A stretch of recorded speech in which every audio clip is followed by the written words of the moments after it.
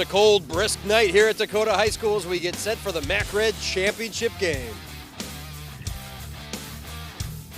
Hello everybody, I'm Jason Burt from Macomb Township Government Access along with Brad Fetters, and we come to you tonight from Dakota High School getting set for this varsity football game between the Dakota Cougars and the Stevenson Titans. And Brad, it's a big football game to say the least. The MAC Red title is on the line here tonight. Yeah, it's a little bit of an understatement. Everything you could hope for in a football game here tonight. Two teams 3-1, a MAC title game.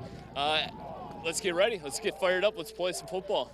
Well, how we got here is a little bit interesting. Last week, Chippewa Valley, an upset loss to Eisenhower, giving them 2 losses. Warren Mott suffered their second loss last week to this Stevenson team, thus giving both of these teams that 3-1 mark. Winner take all here tonight. Yeah, and we saw Dakota in action last week, taking care of their business and their big win over LCN, and it was really a ball control offense. Kaiser Carlton, everything that we anticipated out of him in the preseason, shown through last night as Dakota really romped on LCN, and I expect to see more of the same here tonight. You know, they were going to want to feed Kaiser Carlton the ball, and the Dakota defense is going to have to step up and play some big downs here in this game too to keep things close. And for the Stevenson Titans, you know, a pretty impressive defensive unit and a pretty talented quarterback as well.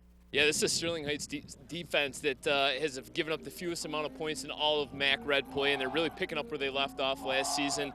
Cutlip, their defensive coordinator, a terrific guy and an even better coach. And for them, Frankie D'Ascenzo, the quarterback, he's a dual threat guy, can really run the ball. In fact, Sterling Heights had 3 guys go over 100 yards rushing last week. So realistically, Dakota's going to have to stop the Titans' rushing attack, and they're going to have their hands full here tonight. Well, moments ago, we had a chance to catch up with both head coaches, get their thoughts before this big game, and here's what they had to say. Anytime you play for a championship, it's large. I think the kids understand the implications of the game, and I think everybody else does too. It's going to be a good environment. But we just look at execution as a factor. If you know, we can execute, I think schematically we're pretty prepared, but it all comes down to execution. You know, whatever scheme you have, you can run anything you want, but you got to execute it. Keeping that in mind, what do you expect out of Stevenson tonight? Well, a physical game. You know, they're tough. They're hard-nosed. They're going to be, you know, on both lines. It depends what's going on the line of scrimmage. You know, it's all going to be dictated by the offense and defensive lines, and it's the way it usually is. But you know, they're extremely physical. They're strong. Got a lot of senior players that, you know, they've been playing real well as of late. This is what we set out for, to put ourselves in a position to win the division, win the league, and you know, here we are. So we're ready for it. What are you expecting out of Dakota here tonight? Well, it's Dakota, so we expect a good game. Anytime we play somebody in our league, you know, you have to be ready to play, and you have to go 4 quarters with it, and if you don't, you're going to lose. So we've prepared our kids, I think, as best we can, and they've really studied film this week and had a seriousness about them that they know it's on line for them tonight. Okay, let's go a little bit more in depth. Kind of your approach maybe to tonight's ball game. Well, you know, I don't think we need to change much. Our formula so far has been running the ball, you know, throwing here and there, and playing defense like we're capable of doing. And you know, if we do that, we're going to put ourselves in a good position tonight. So obviously the coaches are ready, the teams are ready. You really can't say much more about this game here tonight with the MAC Red title on the line. We're ready. Yeah, absolutely. Playoff implications on the line, and most importantly, a MAC title on the line. Dakota looking for their 4th straight MAC Red championship here tonight. Should be a great game. Stay with us. We'll be back in a few moments for the opening kickoff on Macomb Township Government Access.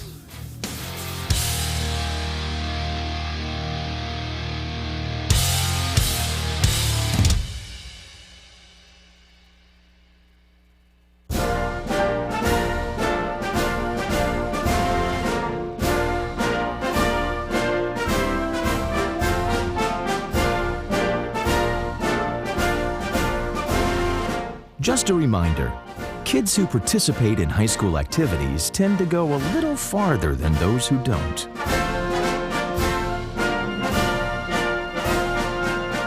Take part. Get set for life. I got no pulse, so losing. Shocking drugs at road all the time. Just had a few drinks. This can't be happening. Are we clear? Clear. We're just buzzed. Just buzzed. You didn't tell us that, sir. You're right, this isn't happening. He'll be fine. I feel good. really. No, not really. Buzz driving. Maybe we should stop acting like it's no big deal. Shocking.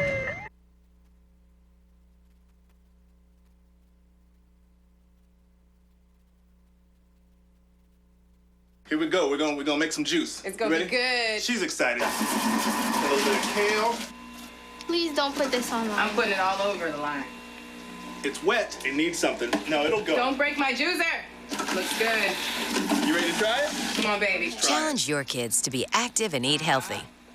It's okay. Okay, all right. They might surprise you. She took another sip. You saw it? Search We Can for more ideas on how you and your kids can get healthy together.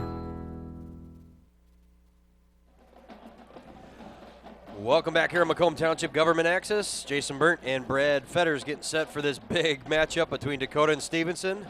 Mac Red title on the line. Stevenson won the coin toss. They deferred to the second half, so Dakota will receive this opening kick. 18th matchup all time against Sterling Heights, Stevenson and Dakota. Dakota with the 9-8 advantage. Can't wait, here we go. A short kick.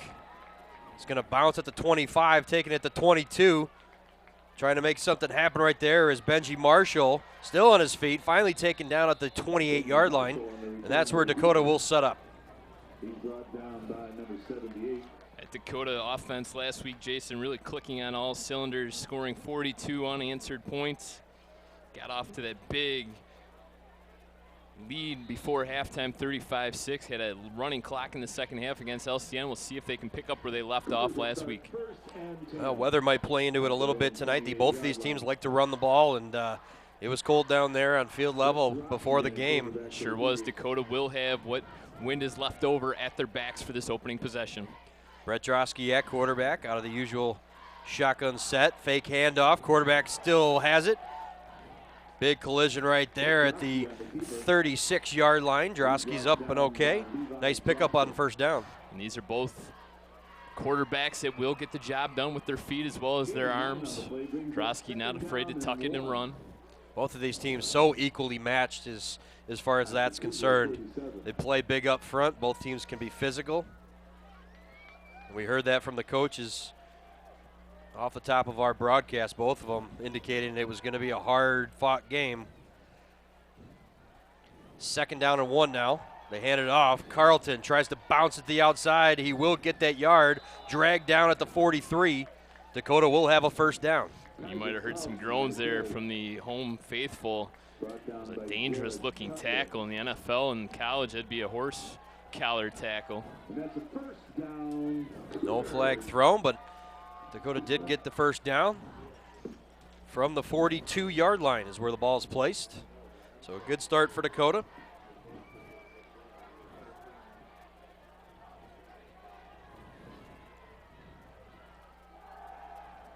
Handed off inside, Carlton bouncing. Gets up near the 47-yard line. Another nice pickup on first down, and I'm sure Dakota wants to keep that going all night long. Picking up positive yardage on first down. Yeah, 3 straight plays of positive yardage, picking up 9 on the first, 5 on the second, and a big 6-yard gain there for Kaiser Carlton. It's just fascinating, Brad, how this game developed and how it turned into a MAC Red title game. We all thought for a while we were going to see maybe 3, maybe even 4 teams co-share. Another nice run up the middle by Carlton, and Dakota will have another first down. Yeah, when the report came in that Warren Mott had beat this Dakota team at home in the early part of the MAC Red schedule, I think it opened up a lot of eyes and kind of maybe thought, well, maybe we will have 3 or 4 teams all in the mix. And the way that things shake out here, the schedule is perfect. All of a sudden, we have a MAC Red title matchup. The big one was Chippewa Valley suffered a loss last week to Eisenhower, and that opened the door because Chippewa Valley, that was their second loss. We mentioned it off the top. Warren Mott suffered their second loss to this Stevenson team last week, and both of them all of a sudden with one loss. Hey, it's winner take all now. Let's see who wins it. They come out and measure. They do have the first down.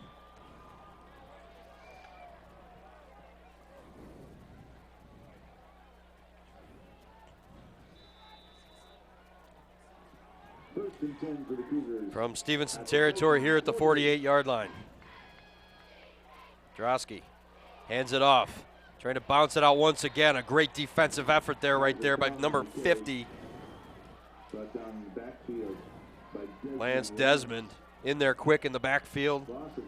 And really the first time all game long that Stevenson has gotten that penetration from their defensive line. It's a veteran unit, as is most of the Stevenson defensive team. 7 returning starters from last year, including Jared Cutlip, who's listed on your roster as a safety, but he's a little bit more of a hybrid player. They'll line him up at linebacker. He's going to be all over the field here tonight.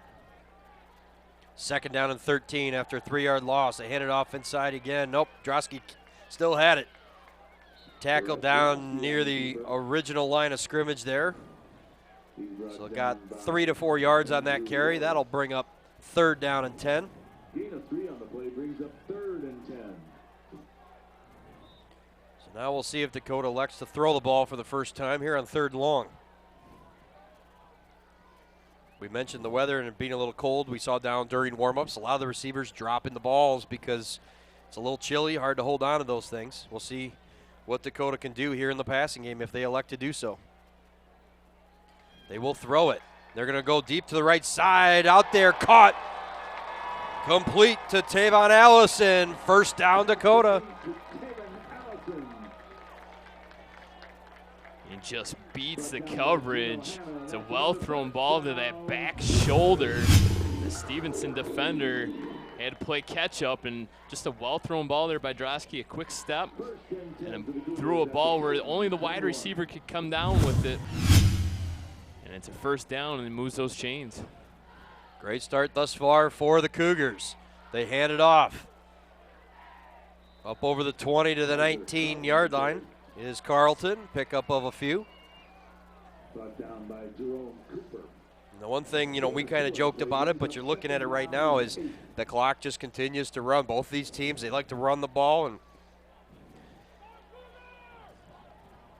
unlike watching a game like last week with L'Anse Creuse North, they like to throw it around a lot. The clock will stop. And yeah, to kind of put things in perspective, Dakota coming into play tonight, 235 running plays, 146 passing plays. So not quite a 2-to-1, but pretty close. Hand it off again. Carlton's got some room, looking to cut it back in. Slips inside the 5. He'll have it 1st and goal, though. Beautiful run there by Carlton. And that's who it all begins with, Kaiser Carlton. Went over the 1,000-yard mark last week, and we get another look at it. Just a good up-the-field vision. Follows those blockers, gets a big one there, trying to turn the corner. He's trying to make those cuts. He's always trying to get in the end zone. Fortunately for him, he goes down. Yeah, you could see his feet kind of go out from under him there as he tried to cut it back inside, but Dakota's got it 1st and 10. A beautiful drive thus far. We'll see if they can finish this one off.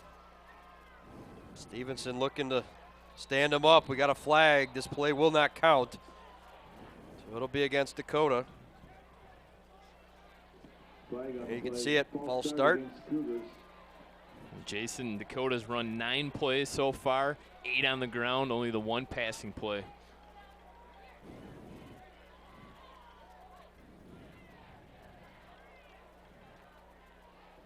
Five-yard penalty makes it 1st and goal. I know Coach Giannone mentioned it to me about last year and said, oh, it's a different team. You know, you don't really think about what happened last year, but you know, deep down the coaches remember, hey, they beat us last year. We got to get one back against Stevenson this year. Short.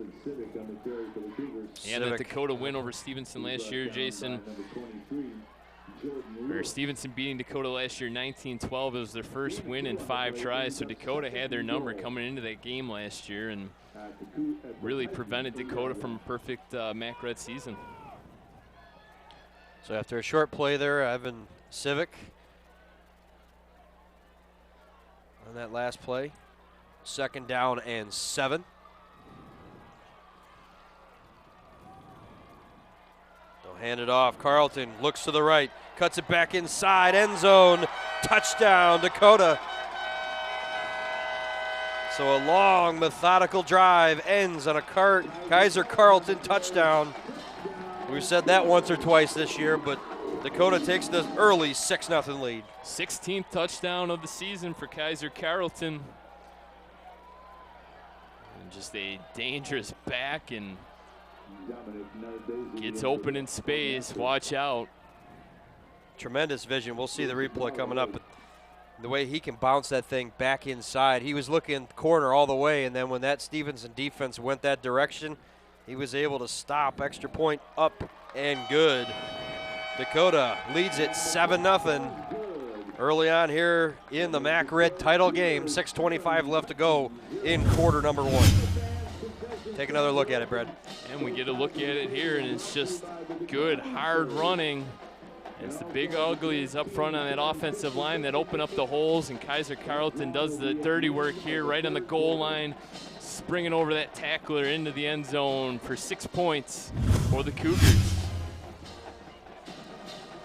So now we'll see how Stevenson answers. Important for them to come out and maybe put together a drive themselves to answer. 11 plays, Jason, 72 yards. More importantly, they nearly take 6 minutes off the clock. You keep the Stevenson offense off the field, you're doing some things well. When you're scoring points, it's even more of a bonus. That strategy has worked for some teams. I know that worked for Eisenhower last week against Chippewa Valley. If you can run the ball and keep the other team's offense off the field and some of those big weapons, you're going to have a better chance at winning. We talked about Sterling Heights Stevenson defense at the very top of our show.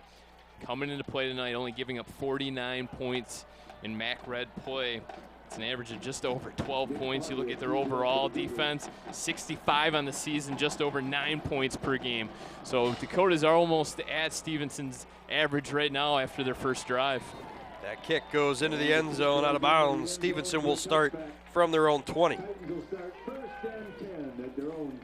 Led by senior quarterback Frank D'Ascenzo. You mentioned it, Brad, can hurt them with his arm and his feet. And he's also a dangerous return man as well. Scored 3 touchdowns in their win against Warren Mott last week, including one on the punt return. So he's going to be one of their main ball carriers along with Jared Cutlip. And pay attention to Andrew Detmers as well. He had 110 yards and a touchdown last week in their win over Mott as well. First play for scrimmage for Stevenson. They run it to the left side. Blue jerseys right there. Short pickup. Brendan Pittman in on that tackle. Pittman, the leading tackler this season for Dakota, has a nose for the football. He's always around it. Jared Cutlip on that last carry. Brings up 2nd down and 8 after a short 2-yard pickup. D'Ascenzo hands it off. They'll try the right side now. A little bit of running room through a hole up to the 30. Could be close to that first down. Let's see where the officials mark it. And they are moving the chain, so first down, Titans. And a 9-yard gain there, and you kind of think when the QB keeper, and you can run some option plays as well, and that always opens up the passing game. These two offenses almost identical if you think about it, the way Dakota and Stevenson run this. Run to the right side this time. It's number 1 coming around on an option. That's Levi Jackson. And Jackson taking that jet sweep. You can also fake that look as well. So having success here in the early goings really opens up the playbook for Sterling Heights Stevenson. Picked up 3 yards on that last play. 2nd down and 7. Out of the shotgun, D'Ascenzo will throw the ball. Looking to his left, pass complete, out in the flat. Defense right there, number 4, Sonny Cooper. Held on, wouldn't let him go. Sonny Cooper, another one of those defensive defenders in their secondary coming into play today with 25 solo tackles, 22 assists. That's almost 7 tackles a game. He's been busy back there. Brings up 3rd down and long now for Stevenson. They will throw it again. D'Ascenzo looking to his right, pass high, incomplete. Whoa. Look out. Receiver got upended there just off your screen. He's up and running off the field. But Stevenson now 4th down. They'll have to punt, so Dakota's defense comes out and plays strong as well.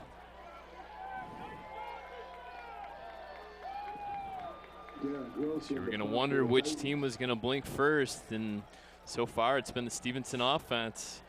Dakota coming up with the big stop there on 3rd down. Kick is away. Low liner is going to take a hop. Taken by Benji Marshall. Tries to spin away, but right there, The special teams unit for Stevenson all over him. Actually went the wrong direction. Ball's going to be placed. See where they put it. At the 35-yard line. That's where Dakota will start their second possession. A long drive to start this game. Got them their 7 points. See what adjustments now the Titan defense comes out with now here. 4:40 left to go in the opening quarter.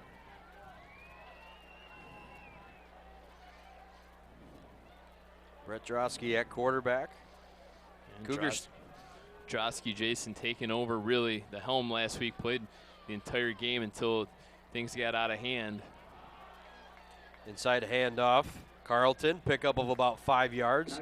Yeah, Dakota, for most of the season, had gone with a 2-quarterback set. Both him and Tony Patrico would share the duties, and I think that Brett Drosky just kind of maybe won over the coaches a little bit with his play, and they've elected to go more with him. But got two good quarterbacks is a good problem to have. Yeah, Drosky, the junior, has appeared in all 7 games. He's thrown the ball 88 times, averaging only 89 yards per game, 6 touchdowns. Well, you don't have to be dynamic when you get Kaiser Carlton. No, that's for sure. No. Carlton only a junior as well, so this team's going to be absolutely loaded next year once again. Drosky on the option, held onto it. That's probably the scariest thing is your quarterback and your running back are both juniors, and you're competing and on the verge of winning another MAC Red title. What's the future going to be next year? Look out.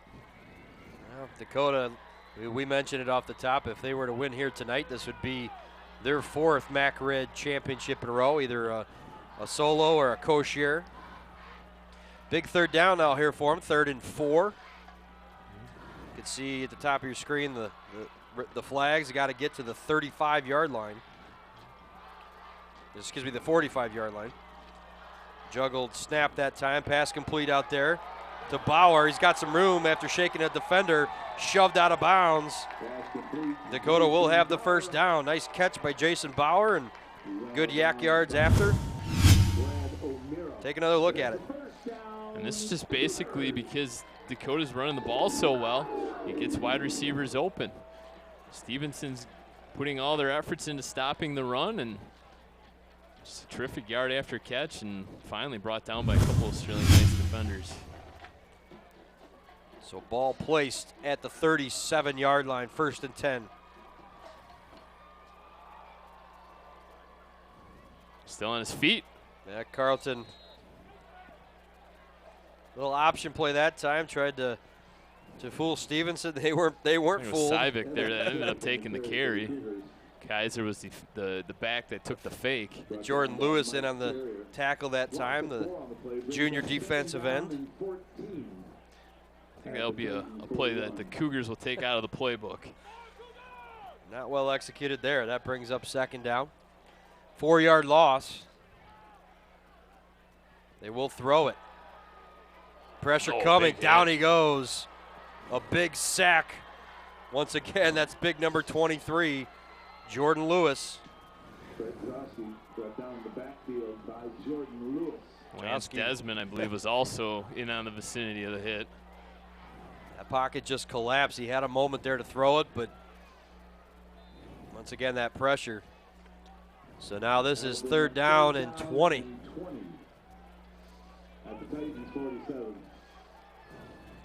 Dakota looking for some positive yardage here. Maybe set themselves up.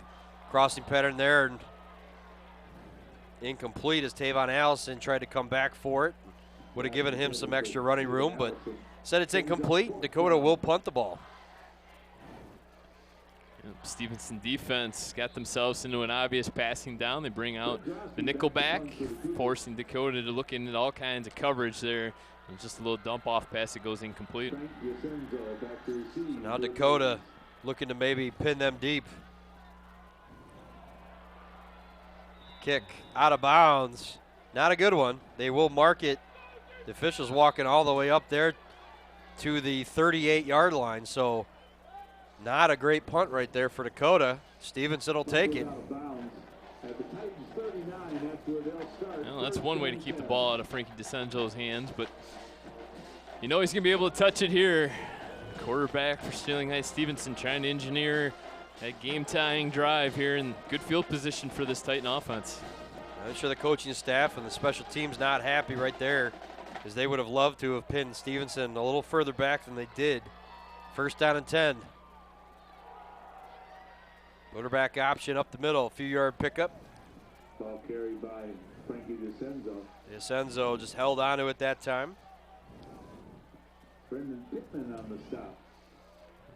Pittman just keeps on picking up those tackles. 4 on the play brings up second down. And the one thing Stevenson's got going for them is, you know, the players that were here last year, you know, they got the experience of beating Dakota and knowing what that feels like. So they're going to be in this ball game pretty much throughout. Well, don't forget, too, Coach Frederick, only in his second year at the helm of Sterling Heights Stevenson, able to really kind of incorporate a few more wrinkles into this offense. And look out. Wide open field. Away they go. Number 3, Andrew Detmers. Andrew Detmers on the carry. Well, he found a hole and just bursted through, but wait a minute. Was a flag. It went against Stevenson. It was a really late flag. It was a late flag. They're going to count the touchdown. Big excessive celebration. Another look at it here, and 57 yards, and it's just a speed burst.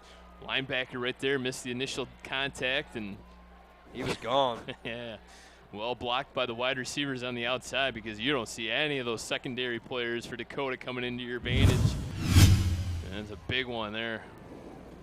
So, yeah, they did call personal foul against Stevenson after the touchdown, so more than likely excessive celebration, but.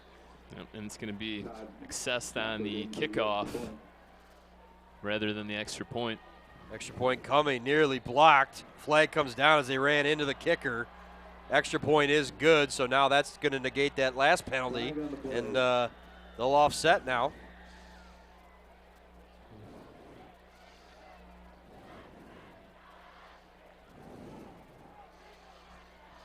The officials will talk about it, but obviously Stevenson had a personal foul penalty, and Dakota's just going to get one right there. Take another look at that touchdown. Untouched.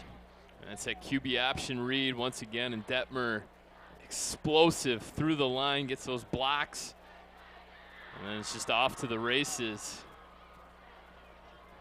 So many playmakers in terms of the run game for Sterling Heights Stevenson. It's going to be hard to cover them all here tonight. Yeah, once he found that second gear, man, he was gone. You saw him get up to midfield and beyond. And there wasn't a Dakota Cougar probably within 15, 20 yards of him. Yeah, and you got to give a lot of credit to the Titan wide receivers as well. They're not going to catch a lot of balls, but they're sure going to block for you. And that's what they're counting on. And you didn't see one cornerback or safety enter the television screen there to even lay a hand on Detmer. So 2 plays. Takes 44 seconds off the clock, and all of a sudden, just like that, it's a 7-7 ball game.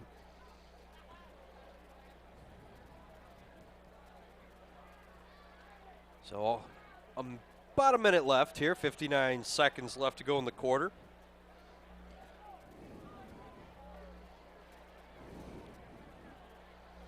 So now they will kick off from the 40-yard line. So this will just be a short little, almost like an onside kick here. Gives Stevenson some options after that running into the kicker penalty, but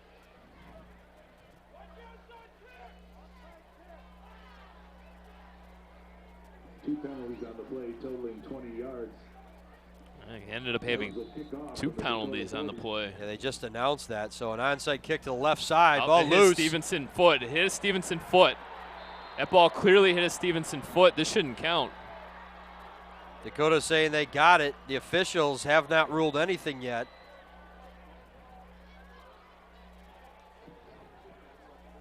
We have a flag on the play. There's a flag on the play. Okay. So the official back where that kick. Yep. Yeah, they did. Okay, so they did call it. Legal procedure. Yep. It definitely hit a Titan foot. So right now they have that ball placed back at the 16-yard line. Did they remember that ball's back there? I think one official is going to go back and pick it up. But, yeah, so they're going to place this ball at the 36-yard line. I can't argue with that. I don't understand why more teams when they have the short kickoffs, don't try to go for an onside kick. There's really there's nothing against that. There's no advantage to kicking it deep. You know you can kick it through the end zone. That's not a problem. You want to put them at the 20, that's fine, but why not take a chance? Dakota's got 1st and 10. They will throw it. Drosky looking to his left. Pass complete out there. Civic, 1st down. There's that number 1 out there, Jalen Hall. It's hard to see. Number 1, yep, Jalen Hall. Good catch. And then a 1st down for Dakota. Really soft coverage right now by the Titans on the outside. And all Dakota's doing is just running some quick little screen outs with their wide receivers, getting them in some space, and they're making some cuts and getting those yak yardage. It's really hard to defend Dakota because of the fact that they've got Kaiser Carlton back there, a dynamic runner. They can throw, they can run the ball. Their offense is pretty good. They'll run it inside there with Carlton trying to pick up some tough yards, maybe a yard or 2, that's it. And really, you can only take away one aspect of an offense when it's this good, and Stevenson's going to put all of their personnel on stopping Kaiser Carlton, and they're going to let Dakota pass on them. It's pretty evident here, so you got to stop these 1st and 2nd down, and that was a good stop there by the Titans to get them into 2nd down and 9. Ball placed, though, at the Stevenson 49-yard line. Pass out to the right high, overthrown, intended for Tavon Allison. That'll bring up 3rd down and 9. Brings up 3rd down and 9. So this is exactly what the Titan defense wants.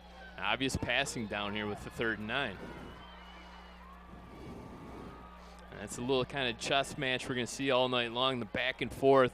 These really experienced coaching staffs knowing what buttons to push here tonight. See what they come up with. Drosky will throw it. Got time. Now steps out of the pocket, trying to get away. Stevenson's got him for a sack. Back at the 45. See there, number 9, Jerome Cooper celebrating. And that'll be the end of the quarter. Nice way to finish for Stevenson as Dakota started off strong, got the early lead. Titans answered. We are knotted up at 7 as we go to the 2nd quarter. Stay with us. We'll be back in a few moments. Don't go away.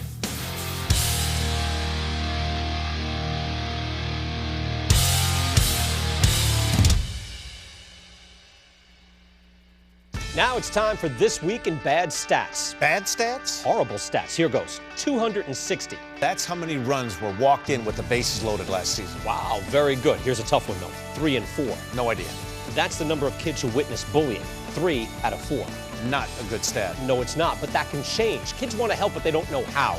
You can visit stopbullying.gov and give them the tools they need to help prevent bullying. There are plenty of safe ways kids can help at stopbullying.gov. Welcome back here at Macomb Township Government Access. Jason Burnt and Brad Fetters getting set for the start of the 2nd quarter here between Dakota and Stevenson. Mac Red title game. Tied up at 7 here as we start the 2nd. Dakota will punt the ball.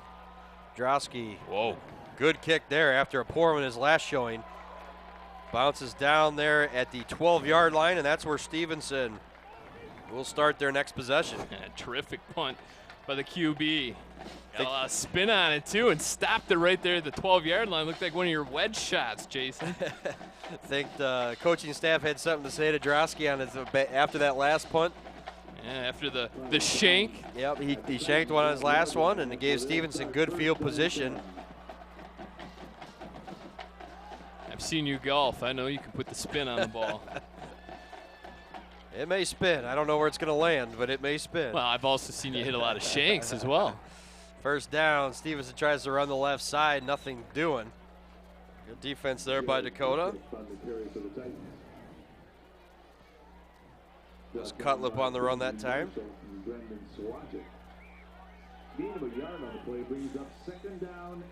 They said a 1-yard pickup, so 2nd down and 9.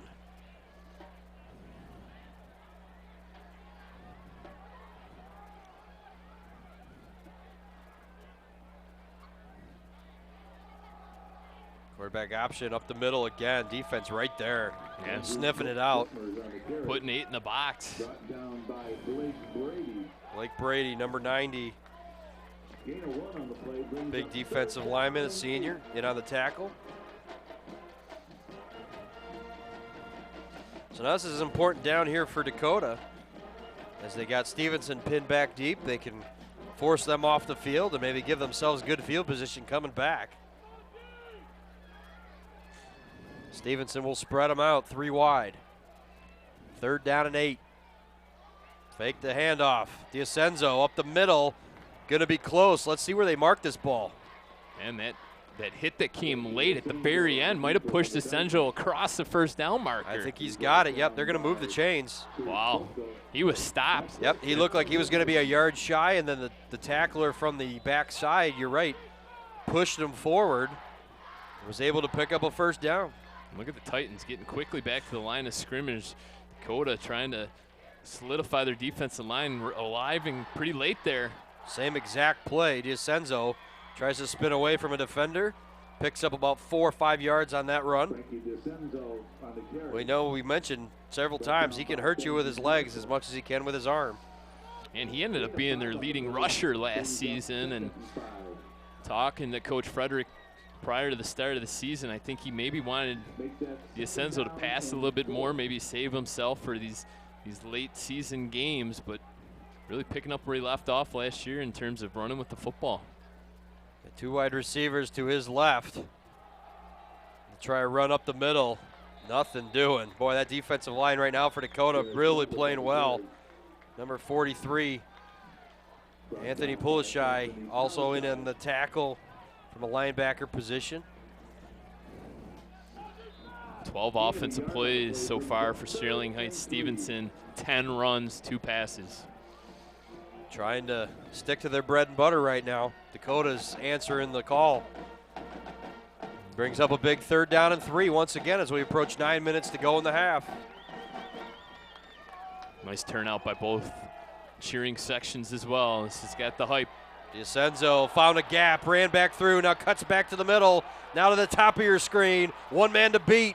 He's not going to do it, but he's going to have a big play and a 1st down for Stevenson. Tackled at the 40-yard line of Dakota. Great vision by the senior quarterback. 30 yards on the QB keeper, and he doesn't run like a quarterback. Tucks it in, cuts back upfield, and another cut back and gets a block here from his wide receiver. Once again, clears out a couple Dakota defenders, and he just can't make that last man miss. Great block by Levi Jackson, but boy, I thought he was dead in the water, and then he made that quick cutback and found that gap, and it allowed for a big play. Once again, he's going to try to sneak one up the middle. Pickup of 1 or 2 on that run. Frankie DiAcenzo on the carry. I think the entire Dakota defense on that last big play, they all kind of ran to that one side thinking he was going to try to just get the 1st down to the outside. He cut it back upfield. Yeah, because you don't see many quarterbacks can make that cutback.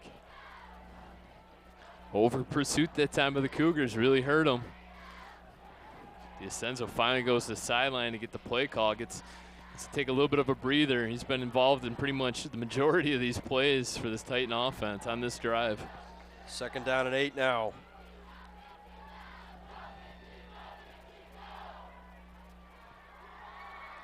They fake the handoff once again. Now they'll throw it. Dangerous pass floats out there, incomplete. Boy, whenever you see that thing go that high, it's always could be trouble there, as Jerome Cooper, the intended receiver. It's like old school football, isn't it? It's kind of refreshing to see 2 teams that pin their ear backs and play some really good defense and aren't afraid to run the football. Again, that last play was an option, and DiAcenzo realized that pressure was there. He wasn't going to get away, so he kind of threw it up. But that's dangerous. You throw it up for grabs. A lot of times this Dakota secondary is going to be right there. And when you got guys by the name of Benji Marshall back there patrolling the secondary, passes are always going to be dangerous. 3rd and 8. He's going to look for that cutback once again. Dakota not going to let him do it this time. He did pick up a few yards, but it's going to be 4th down. We'll see if Stevenson on this side of the field will elect to go for it. Yeah, I wouldn't be surprised if they did. Why not? Brendan Pittman on the tackle there for Dakota. And it was an identical play to the big play they got earlier on 3rd down. You could tell that the secondary that time was kind of holding their ground, waiting for that cutback to happen. And when it did, they were able to stop them. So D'Ascenzo out with the play call. 4th down and 5. Cougar Stevenson fans making some noise. They realize with 7 minutes now remaining in the second quarter, big play in this game already. I think everybody in the stands knows what's on the line here tonight. Big play. Let's see what happens. They give it to Levi Jackson, trying to get a first down, cuts it back in, got some room, bounces it out to the outside, out of bounds. Sonny Cooper pushes him out. Another big play for Stevenson and a first down. And you're going to see a big block on the outside, and it's going to be number 20 that applies it for Sterling Heights Stevenson that makes this play happen. Right there. And it's Cutlip, coach's son. He knows what's on the line, applies the block, and really springs Levi Jackson. Nice job there by Sonny Cooper to at least get him out of bounds and save a touchdown, but they got it 1st and goal inside the 10. Ball placed at the 7-yard line. Lots of options here for the Stevenson team. D'Ascenzo runs to his right, looks to cut it back up the middle. Tackled down near the 5. No, still on his feet. Fighting for yardage. He will go down at the 5, but yeah, play could have easily been whistled dead a long time ago. Thought he went down initially, and I think the defenders almost pushed him that direction. He was still on his feet, and ball placed at the 5-yard line, 2nd down and goal.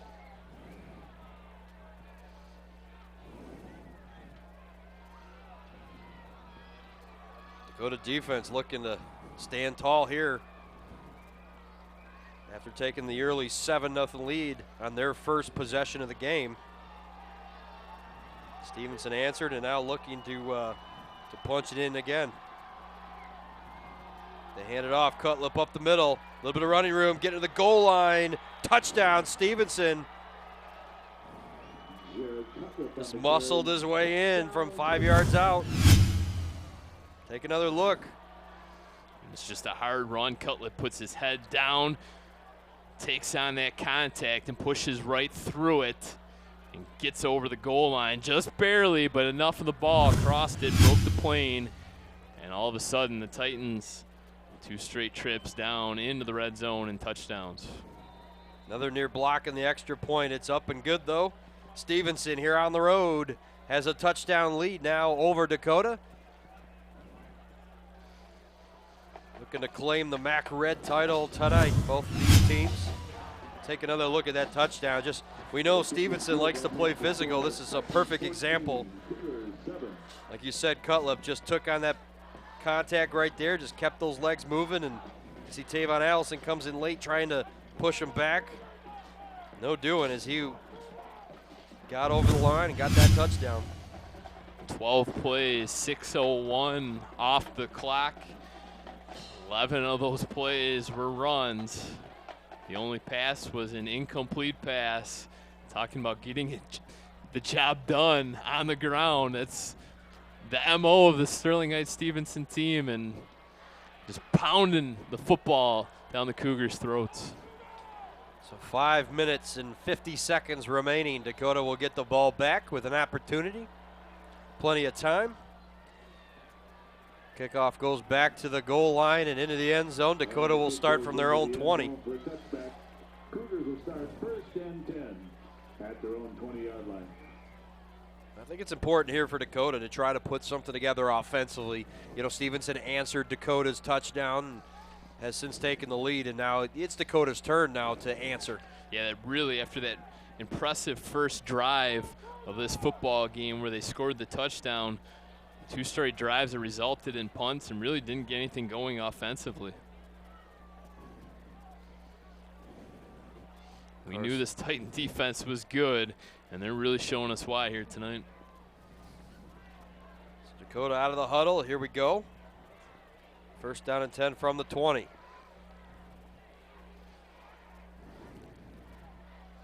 Run almost the same exact play Stevenson did to Tavon Allison. A little bit of their own medicine. He cuts it back up to midfield, still on his feet. Tackled down in Stevenson territory. Beautiful run. And boy, Brad, that was the same exact play that Stevenson ran. And yeah, just a simple jet sweep from the wide receiver position. And this allows all your blocks to get established. And Kaiser Carlton from the running back position took a little bit of a forearm there to the neck area, but still got the job done. And boy, he could have gone out of bounds, but elected to cut it back up field and picked up an extra 10 yards.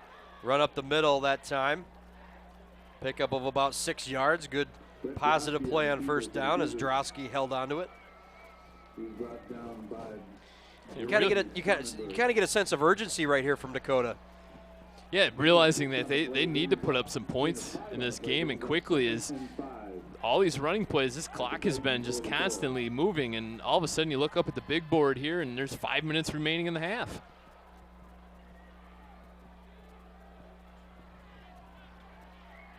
Drosky will throw it to his right, complete. Trying to make a move, but slipping that time. Is that Bauer? Jason Bauer tried to cut it back up, and a little upset with himself that time as his feet went out from under him. He could have picked up a few more, but he did get enough for the first down. Yeah, second time already in this game that a Cougar's fallen down, and you and I were obviously out on the field prior to the game, and I didn't see any real issue with the field turf. Yeah, you never know, it gets dark out here in the fall, and a little bit of moisture maybe setting in. We did get some rain today. Don't know if that affected the field at all, but first down and 10. They'll run up the middle. Stevenson right there, though, put up a wall. Big number 50. Lance Desmond. We've called his name out a couple times here tonight. Big interior lineman for Stevenson. It really is amazing how these two teams mirror each other so much, especially offensively. And jet sweep again. Yeah, they'll try it again with Allison trying to cut it back up. Picked up a few yards. That'll bring up third down and about 7. He brought down by Brad O'Meara. Gain of 2 on the play brings up third down and 8. And now we're going to get a timeout. Stevenson wants to talk it over. Yeah, it's a good timeout here by the Stevenson defense. Get your players some rest here and let them get a drink of water, as the team and unit's been on the field quite a bit here. Would love to come up with another stop on third down. I think with 3 minutes and 42 seconds remaining, they understand, you know, if they get a stop here, they get that ball back with plenty of time, they can maybe put some more points on the board. But you're also could be playing into Dakota's hands if Dakota's able to pick up a first down or 2. That'll be interesting to see. We already saw Stevenson go for it once on fourth down. We'll see if this is 4-down territory for this Cougar offense. Don't forget, Stevenson will get the ball to start the second half as well. Yeah, they deferred, won the toss.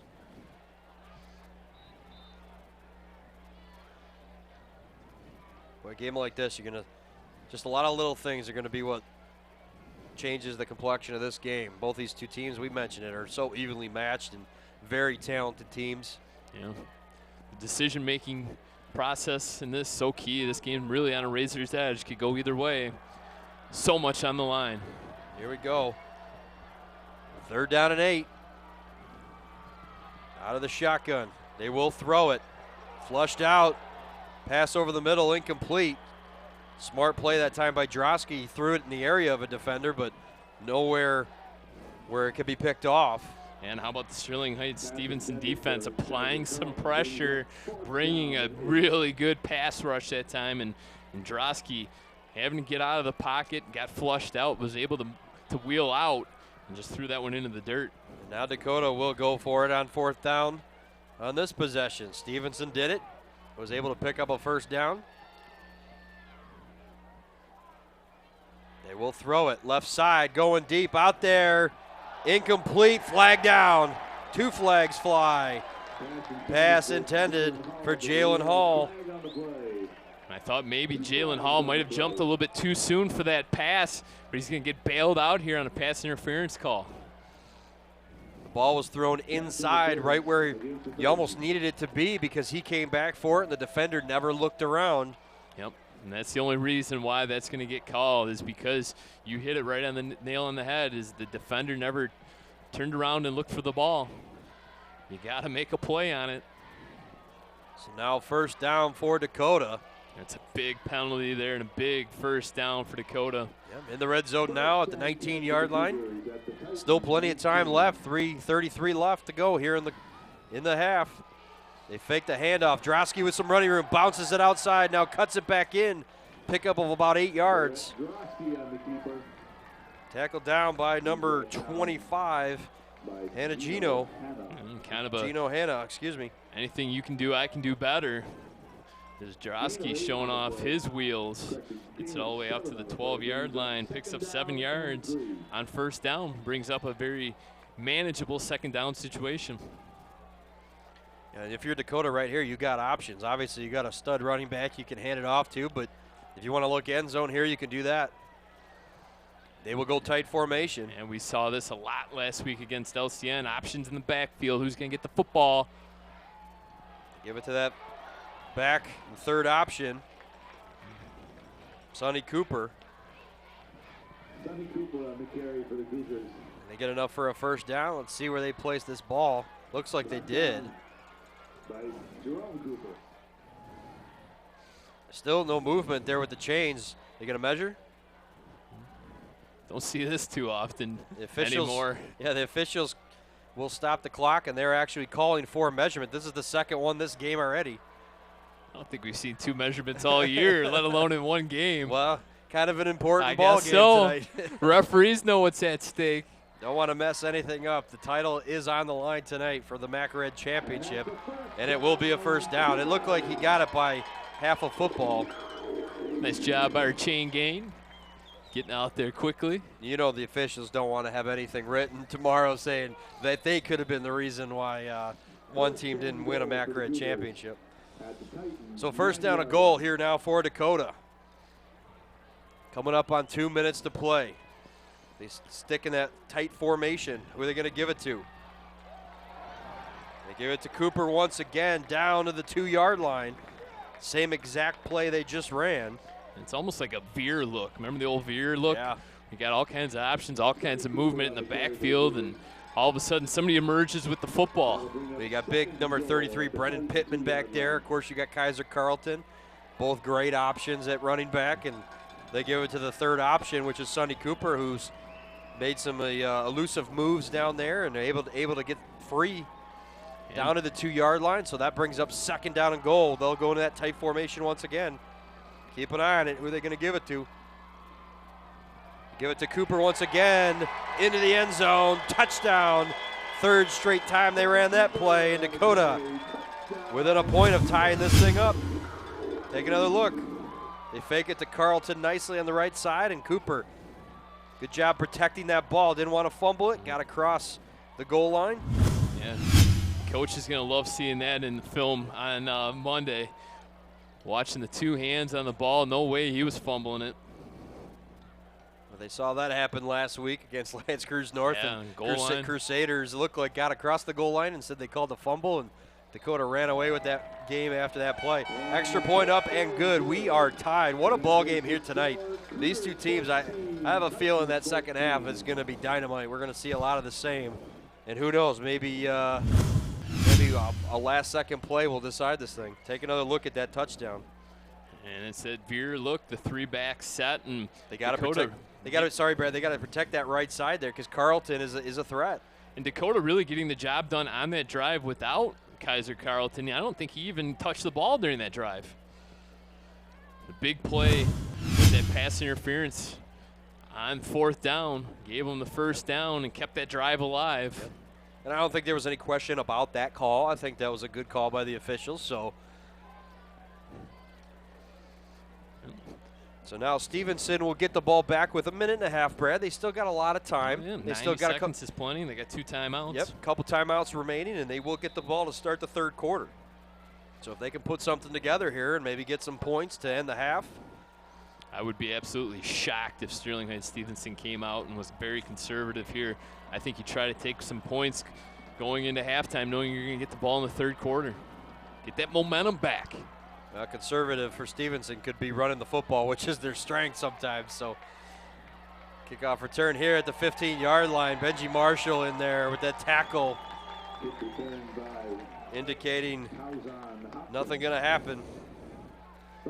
So ball placed at the 15-yard line. Stevenson got a long way to go. Let's see what they decide to do.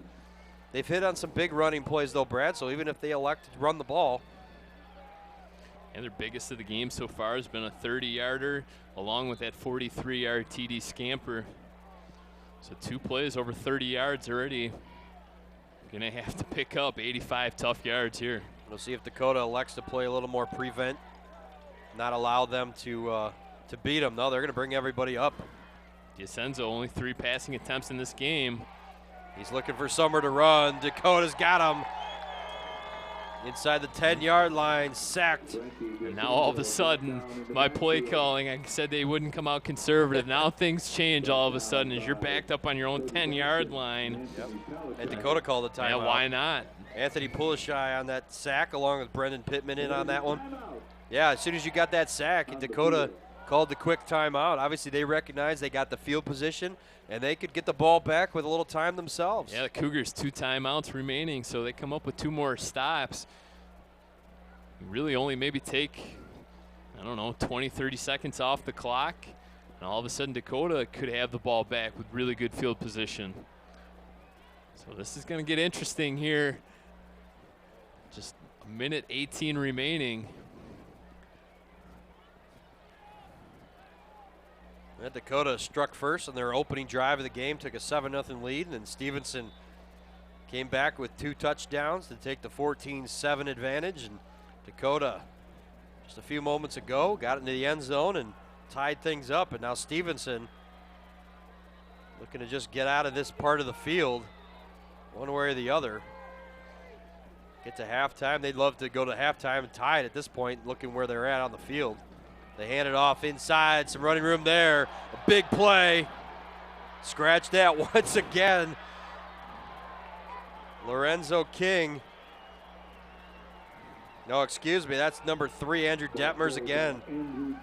They hit that play earlier on in this ball game, and Dakota had him pinned in deep, and Stevenson now with a positive play there. You can see just missed tackles up the line. 45 yards, and all 3 of these runners for Sterling Heights Stevenson have a second gear, don't they?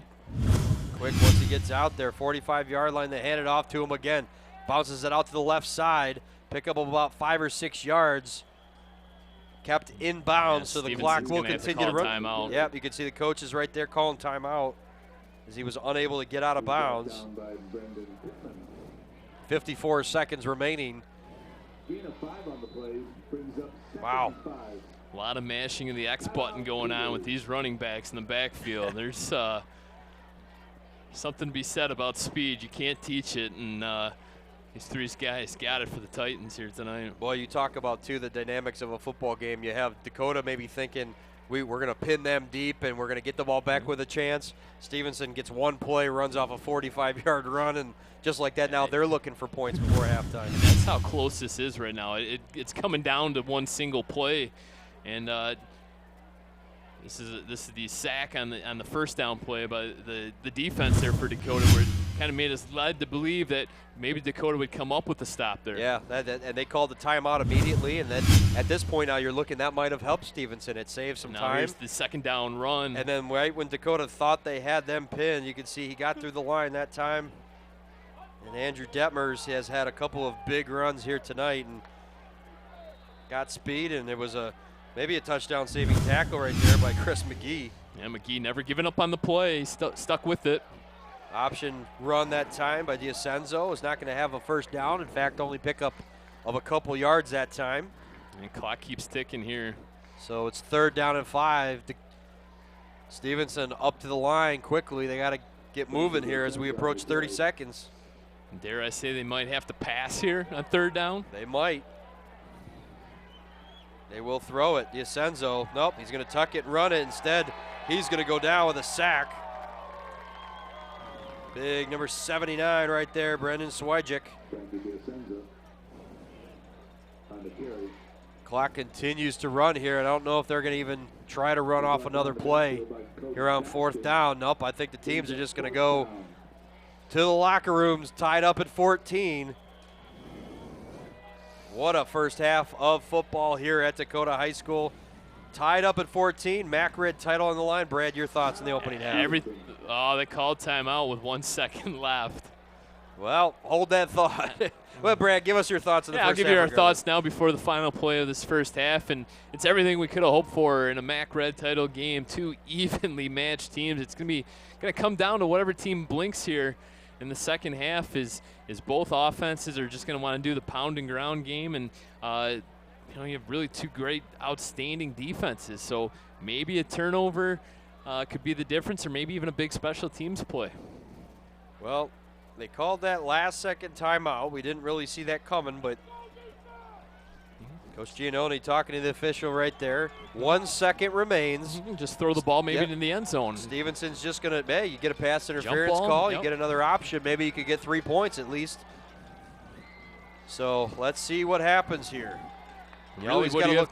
What do you have to lose? Yep, you always got to look at the option too. You always got to look at the fact that D'Ascenzo can get free and maybe try to run for it. Dakota's really not backing anybody up, which is a little surprising. They will throw it deep. Time to pass. Now they'll run out of the pocket here. Carrying that ball like a loaf of bread. Dangerous play, taken down at the 35-yard line, and that's the way the first half will come to a close. So tied up at 14, Dakota and Stevenson. Stay with us. We'll be back in a few moments for what should be an outstanding second half. Don't go away.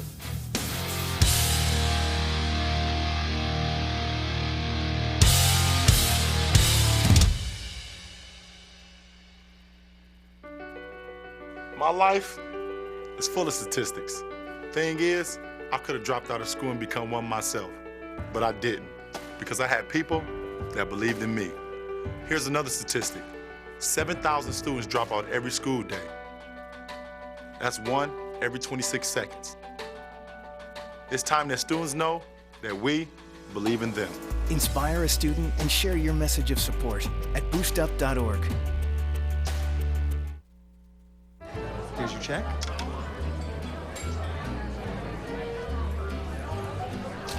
Oh, you got it. You know, since I got rid of my car, I really enjoy walking. Okay. Got it. No. Getting pulled over for buzz driving could cost you around $10,000 in fines, legal fees, and increased insurance rates. Oh, you're home early. You live with your mom? That'll set your game back a few years. Buzzed, busted, and broke. Because buzz driving is drunk driving.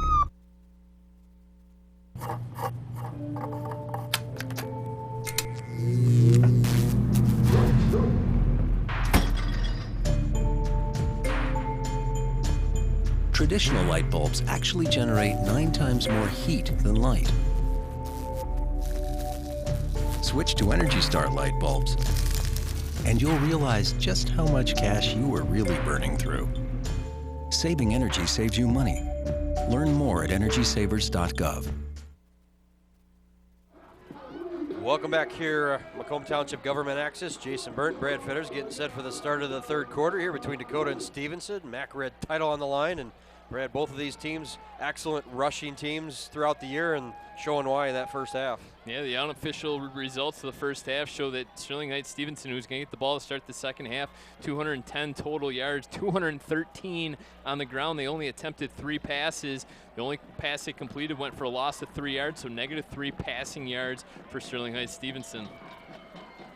Dakota kicks it off here, tied at 14. Both of these teams not giving an inch.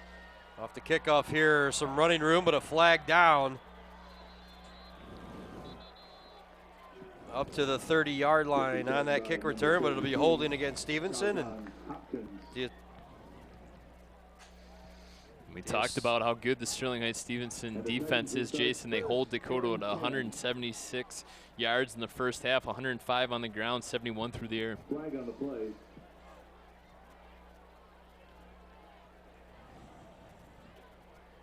I got 24 minutes to decide 2015 MAC Red champion this year, Brad, and couldn't ask for anything more. Both coaches off the top of our broadcast indicated this is what you play for, and now it's just a matter of going out and doing it. It's really going to be interesting now, Jason, to see both of these coaching staffs so good, what kind of second half adjustments they're going to make here.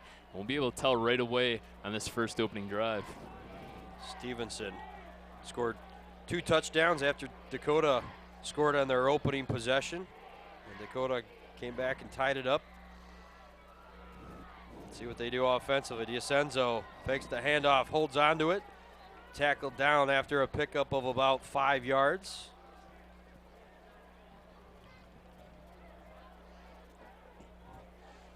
You know, the Titans, Brad, have kind of shown Dakota everything that they got offensively. They like to run those same sets. They really don't change anything. And, you know, they said that off the top of the broadcast. Stevenson's not going to change a thing when it comes to their running game. You just got to find a way to stop it.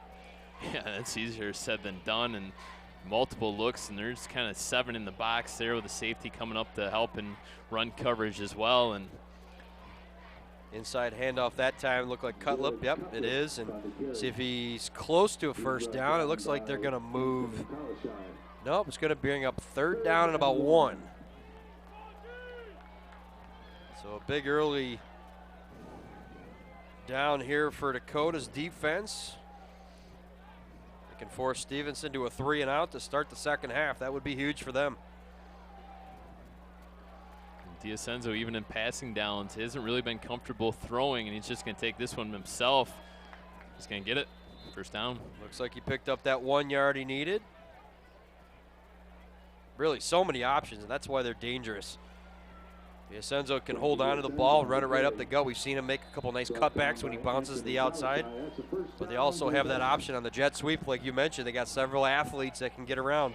Well, it's saying a lot about a team when you have 3 guys last week against a really pretty good Warren Mott team. If 3 separate guys go over 100 yards rushing, that's unheard of anymore in the high school football game. Spread them out, hand it off inside. Cutlip trying to bounce back to the right. Defense right there. Little or no gain. You can see all those blue jerseys. He's brought down by Anthony Kalashai and Chase Folko.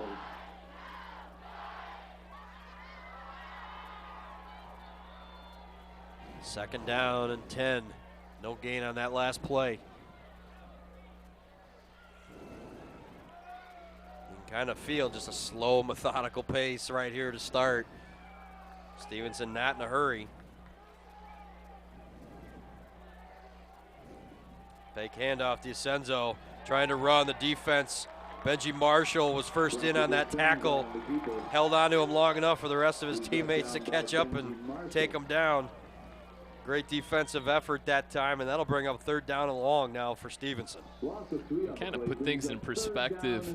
Both teams had 4 first-half possessions. Going back last week, I chart drives. LCN had 9 first-half possessions. I mean, I realize it was a back-and-forth football game, but still, these two teams really taking care of the football, keeping the ball on the ground, chewing up a lot of clock. You have a feeling it's going to come down to something at the end, and now looks like we're going to get a false start. Dakota's talking like it's Stevenson, and it is. So the Titans right now moving in the wrong direction. Dakota defense asking this crowd to make some noise. We saw Stevenson go for it on a 4th down in the first half and picked up big yardage on the ground. See if they elect to just run it again. They do. They hand it off to their speedster. Detmers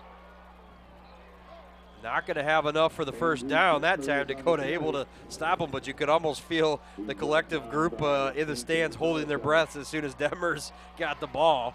They've seen him do some damage thus far tonight. Yeah, as soon as he gets into that linebacking core and then even further into that secondary, you're worried that he's going to take one to the house because he's shown already here tonight that he can. He's already got a 57-yard touchdown run. So Stevenson picked up a first down, but they will punt here, and it's a short one. Not a good kick. It bounces, takes a Stevenson hop to the 42-yard line, and that's where Dakota will start inside Stevenson territory. Wow, a big plus for Dakota moving forward. Well, and it's funny, too, because we often talk about you're kind of expecting that special teams play to maybe break this game wide open, but when you're talking about that, you're thinking maybe of a blocked punt or a big return, but it's these types of plays, too. They can really bite a team and cause some havoc, and a bad punt there, only a net of 19 yards, really flips the field on Dakota's side. It's the little things in championship games like this that make all the difference, and Dakota right now has it 1st down and 10. They hand it off up the middle, a little bit of running room right there for Carleton. Nice pickup on 1st down. You can see he was explosive running through the line that time. Yep. Carrollton touchdown in the very opening drive of this game. Don't like to say he's quiet because he's done a lot in this game, but they've gone away from him here in spots. He's their workhorse for a reason. Expect a heavy dose of Carrollton in the second half. 2nd down and 4 now for Dakota. They fake the handoff. It's Allison coming around the end. He's going to have a 1st down and more. Lots of running room up the middle. Taken down at the 13-yard line. Dakota will have it 1st down and 10 inside the red zone. And this is just a tremendous ball fake to Carrollton. Gets that Stevenson defense sliding to their left, and we'll get another look at it. And look at the job of selling that. And then all of a sudden, you're able to get that cutback right there. And then running in with a ton of green in front of you and a touchdown saving tackle coming up right there by number 25 for Sterling Heights Stevenson. Gino Hanna. Hanna. Excellent cutback that time by Allison. Great vision, and that's what led to some positive yardage. Because Stevenson would have had him bottled up if he did not cut that thing back. 22 yards, 1st down in the now, red zone. False start, looks like. A penalty coming up here against Dakota. Coach Giannone way out onto the field. Nope, timeout, yep. The whistles blew and everyone kind of stopped right at the beginning of that play and then thought maybe it would be a false start against Dakota, but Giannone fired up down there with his squad, called the timeout. Immediately got in the face of Drosky and Carrollton.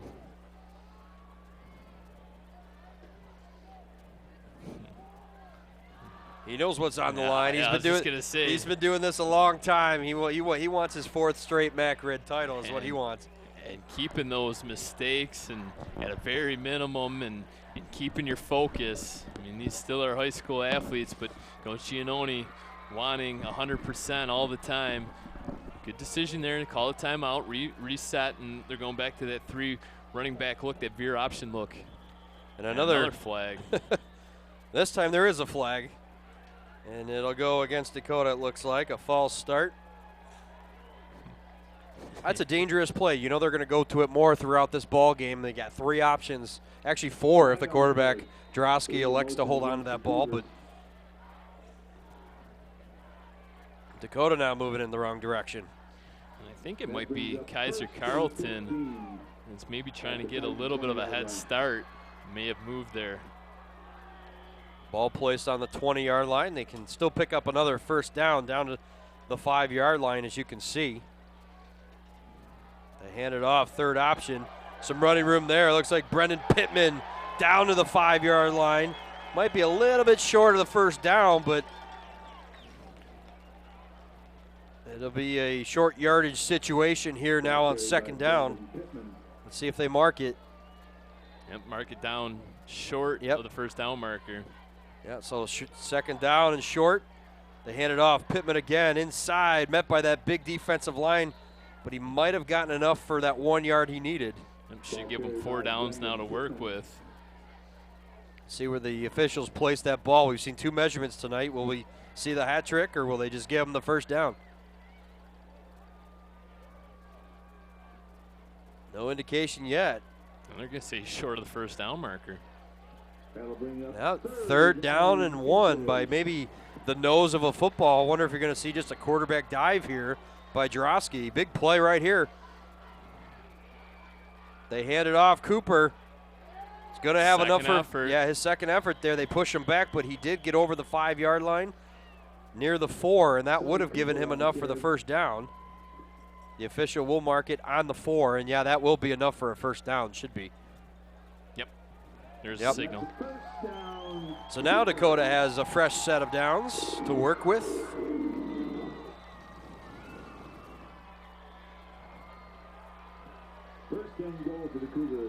So they're going to run the same tight formation here with Cooper, Pittman, and Kaiser behind Drosky. He turns, hands it off. Carrollton looking for the corner, turns on the Jets. Touchdown, Dakota.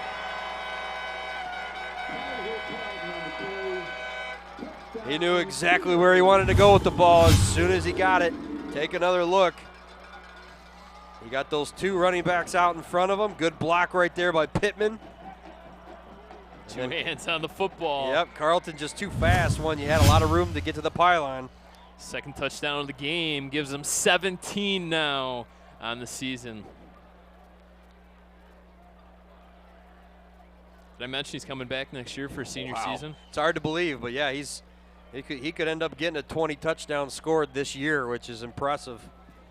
Even for an underclassman, it's even more impressive. But Dakota has the 6-point advantage. Extra point still to come.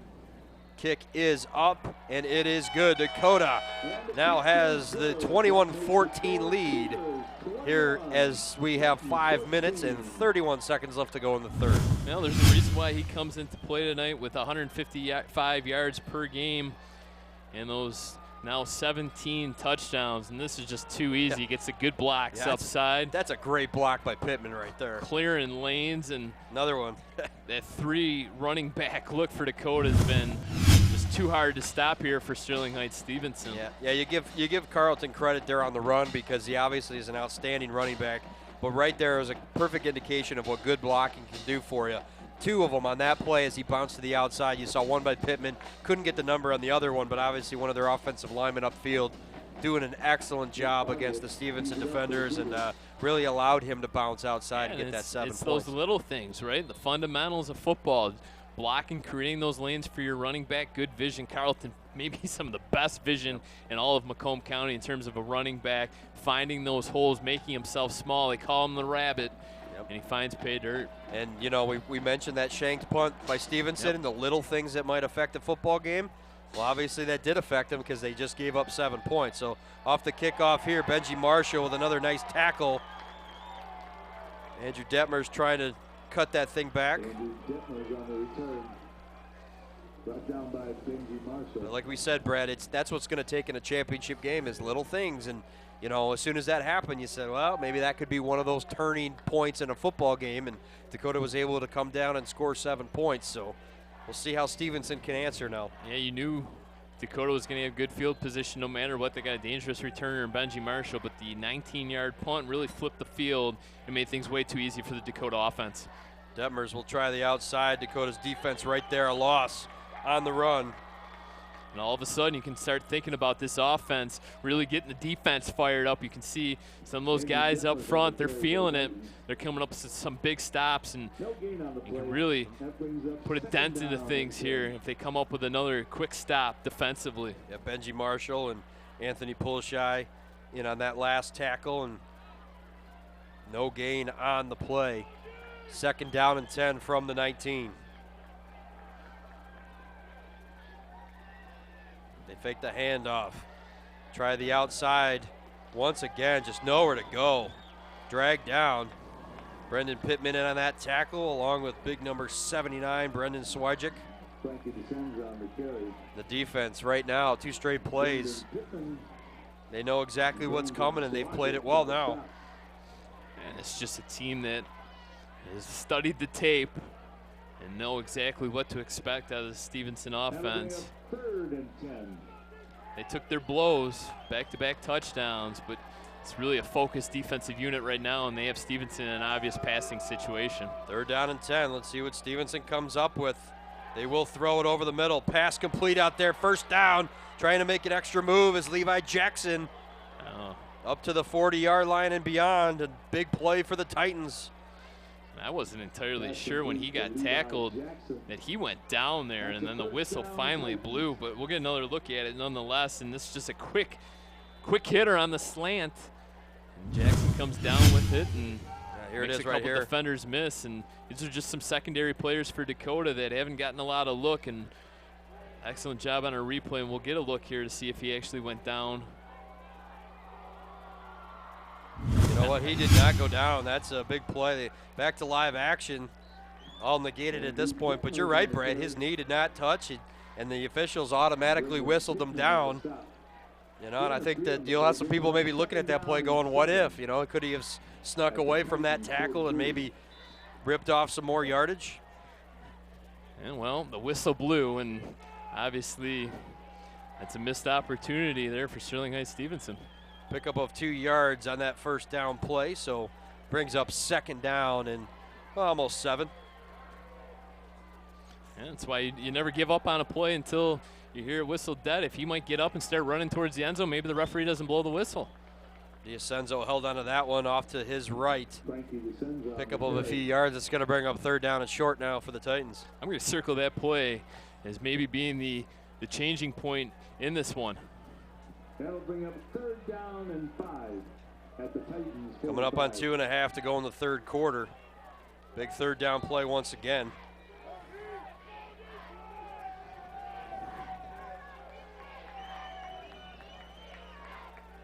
From the 45, DiAcenzo hands it off. They will run the ball. Got some space and a 1st down. Jared Cutlip that time found the hole. Was able to burst through and pick up about 7 yards into Dakota territory at the 47-yard line. A little surprised they haven't gone to Cutlip a little bit more in this game. He's been a very explosive back for the Titans here tonight. Now down by a touchdown. You might see more of him here in the 2nd half. That means he's fresh. 1st down and 10. There he is again, hands off to the right side, cuts it back in. Rolls over defender to the 39-yard line. We'll see where they place this ball, maybe beyond the 40. I might get a little crazy here too if I'm the Titans in a 2nd down and short situation, 2nd down and 3. I might pass. We haven't seen much of it tonight. Basically just lined up and said, stop our running game, and might be able to catch the Cougar defense off here. With more than 200 yards on the ground. Done a nice job. DiAcenzo holds on to it. He'll cut back. Fighting for yardage. He looks like he's going to have enough for the 1st down. Yeah. When you're averaging 5 yards a carry, I guess it really doesn't matter. Slowly just moving the chains down the field here. 1st and 10. You kind of get the sense that you really could lull this Dakota defense to sleep here, and you could hit on a big pass play. Well, you got to believe they wouldn't expect it at this point.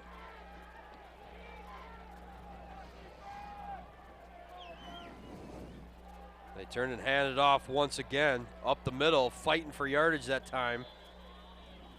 Looks like Cutlip. Jared Cutlip on the carry.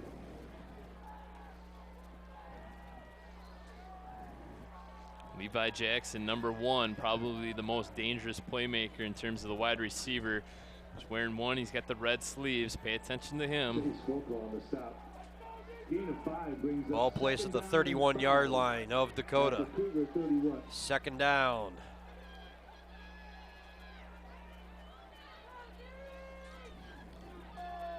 Down to 20 seconds remaining here in the 3rd. This very well might be the final play. Jackson in the slot, soft coverage. They hand it off inside, some running room there. Unable to bring down the runner that time was get a block in the back. Andrew Detmers, yep, and a block in the back, so we may get a penalty here against Stevenson. Let's see what the call is, but boy, Detmers just, wiry getting through that line, and Dakota almost brought him down short of the 1st down marker. And he was just able to sneak out of there. We're going to get a hold against Stevenson, so fortunate break that time for Dakota. Yeah, it was definite block to the back. I don't think it was really a hold, but. So 7 seconds remaining on the clock here, and they're just going to wind it down. And that's going to be the end of the quarter. So Dakota gets the score of the 3rd quarter. They lead it 21-14. Stay with us. We'll be back in a few moments for the 4th and final quarter. Don't go away.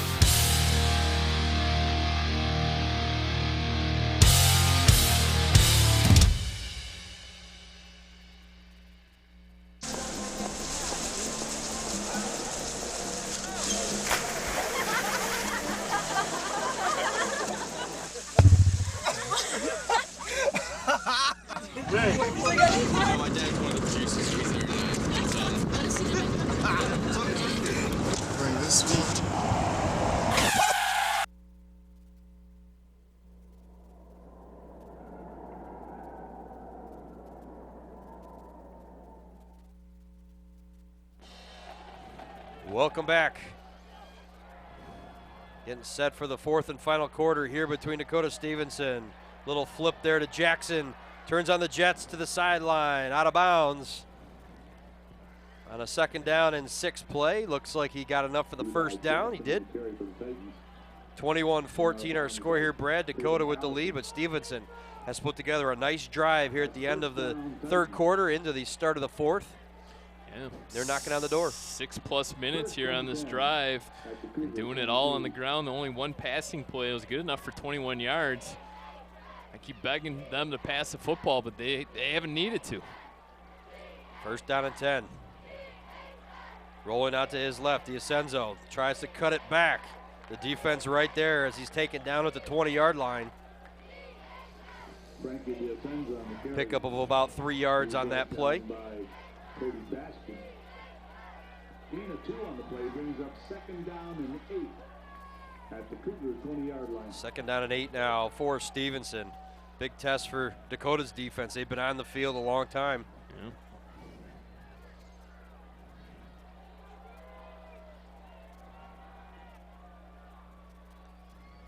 They hand it off. They'll try the left side. There's the speedster. Detmers going to have enough for a 1st down. Pushed out of bounds.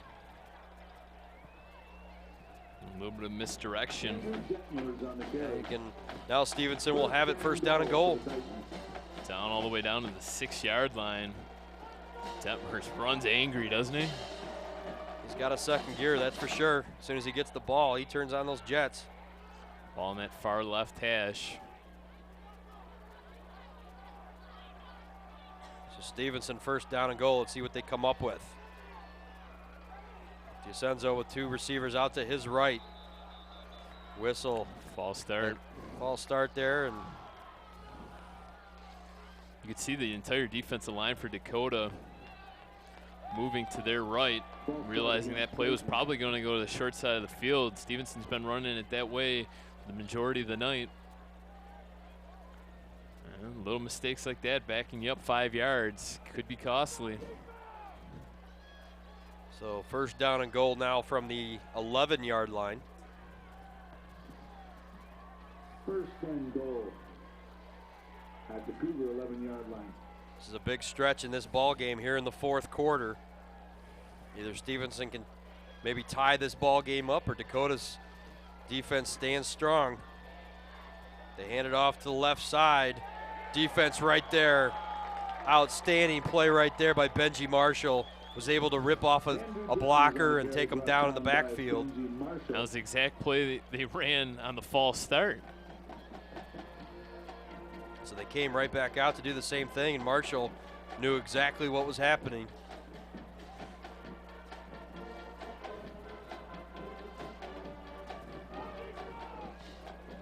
So that brings up 2nd down and goal from the 14-yard line. Stevenson starting to move in the wrong direction. DiAcenzo, option, will pass it, pressure coming, trying to dance out of there, he does. Now looking for some running room. He'll fire it out there, pass complete, down to the goal line. It'll be down at the 1, pass complete to number 4, Bray Sodenberg, but boy, what a job that time by DiAcenzo. You gotta be kidding me. How does DiAcenzo stay on his feet here? He could have taken 2 death blows. The first one coming up right there, escapes that with a good stiff arm, dances out of that, gets a block, and then here comes the 2nd Dakota defender in on the play. Pittman. And yep. Pittman just falls down on it. DiAcenzo was able to find a wide open receiver. Just the mind to be able to recognize that you could still throw that ball. Stevenson rushes up the middle. And they're going to signal touchdown. Touchdown. The referee from the far side signaled touchdown. Wow, I'm shocked there. So Stevenson able to punch it in the end zone. An extra point coming to tie it up with 9:39 left to go in the ball game. Wow. No argument from the Dakota sideline. Wow, back and forth. Both teams taking the other team's best punches. The extra point is up and good. They almost botched that one, but we are tied yet again. Boy, Brad, Dakota earlier on down 14-7 was able to put together a long drive and tie that thing up before halftime. And take another look at the touchdown there. DiAcenzo Does he get the ball across? Yeah, it looks. Not sure if the knee touched before he went in, but I mean, doesn't matter at this point. Officials said that he got in, and extra points up. Yep. So it tied up, and now we got, I don't know, 9 minutes and 39 seconds, Brad, to see who wants the MAC Red Championship. You know, that last drive for Sterling Heights Stevenson nearly took 9 minutes off the clock. Yeah, they have a habit of doing that. They can run it down your throat, and they did it that time to the Cougars. At this point in the game, you're almost fearful to punt because you don't know if you're going to get the football back. So Dakota now will get the ball back. It's been a clean game thus far. No turnovers, no big mistakes. Isn't this exactly what you want out of a championship game? Absolutely. No big mistakes. That one goes into the end zone. It'll be a touchback. Dakota will start from the 20. Two teams competing at the highest level, leaving everything out on the field, mistake-free, well-coached, well-played football game. It's really a shame one of these two teams is going to have to lose. I know it's cliche, but I mean, we cover these teams in the preseason, and we go out to their camps, and we see the hard work they're putting into it. And one of these teams is going to be rewarded tonight with a MAC Red title. And the positive is even the team that loses this ball game here tonight is going to have an excellent shot to make a postseason run. Yep, could even host the loser could even host maybe a first-round playoff game. More than likely, the winner of this ball game is going to host the first round of districts. Run up the middle for Dakota. Carlton up over the 30-yard line. That'll be enough for a first down. So one play and a first down for Dakota. So we talk about all the MAC Red titles that Dakota's won. We harken back to 2009, the last time Sterling Heights Stevenson won the MAC Red championship. Coach Vederick in his second season looking to go 2-0 against Dakota and win his first MAC Red championship. Now we're going to get a false start. The pressure was coming there by Stevenson, so not sure if Dakota jumped or if maybe the defense jumped off sides. We'll have to wait and see. It's going to be a false start against Dakota, so move them back 5 yards. Being first down and 15 from the 25. These two teams have met, Jason, in the playoffs 3 times. Sterling Heights Stevenson coming out victorious twice, including once back in 2004 in the state semifinals. We talk about those playoff ratings. Right now, Romeo, the top spot, 106 playoff points. Jarosky looking to pass. Ball loose. We might have had our first turnover of the game. The officials trying to straighten it out. And Stevenson's got it. Jarosky was taken down. Ball stripped. And now the Titans in business. Take another look at it. We said it was a mistake-free football game thus far. Maybe we jinxed them, but Jarosky on the outside right there, just unable to contain the ball. His big number 50, Lance Desmond, able to strip it away. Desmond in on the play, as well as Jordan Lewis, 2 names you've called all night long, Jason. And now a defense for Dakota that has been on the field a lot here in the second half is going to have to try to defend the short field. Stevenson can take advantage here and maybe take the lead. D'Ascenzo hands it off to the left side. Cutlip cuts it back up. 10-5, end zone, touchdown, Titans. Just like that, Stevenson able to take the lead. Take another look at it. Cutlip makes that cut inside, no pun intended. Just patience. Nobody there for Dakota. Into the end zone easily. 2 straight scores now for Stevenson. They lead by 6. Extra point coming. High snap, kick up, and it is good. 28-21. The Titans here on the road lead the Cougars. Jared Cutlip, second touchdown of this game, and this one's the biggest of them all. As we get another look at it, he's known for being a defensive specialist, but it's a great not too bad at running back, is he? Yeah, that's a great block right there by number 71, Luke Gorniak. Freed him up. His father, Dave, 1987 Macomb County Player of the Year over at Sterling Heights High School, and Jared following in his father's footsteps as his dad is his defensive coordinator. A great story over at Sterling Heights Stevenson, and this could be the exclamation point on that father and son story if they're able to win the MAC Red title here tonight. Well, they got a touchdown lead, 8:34 away.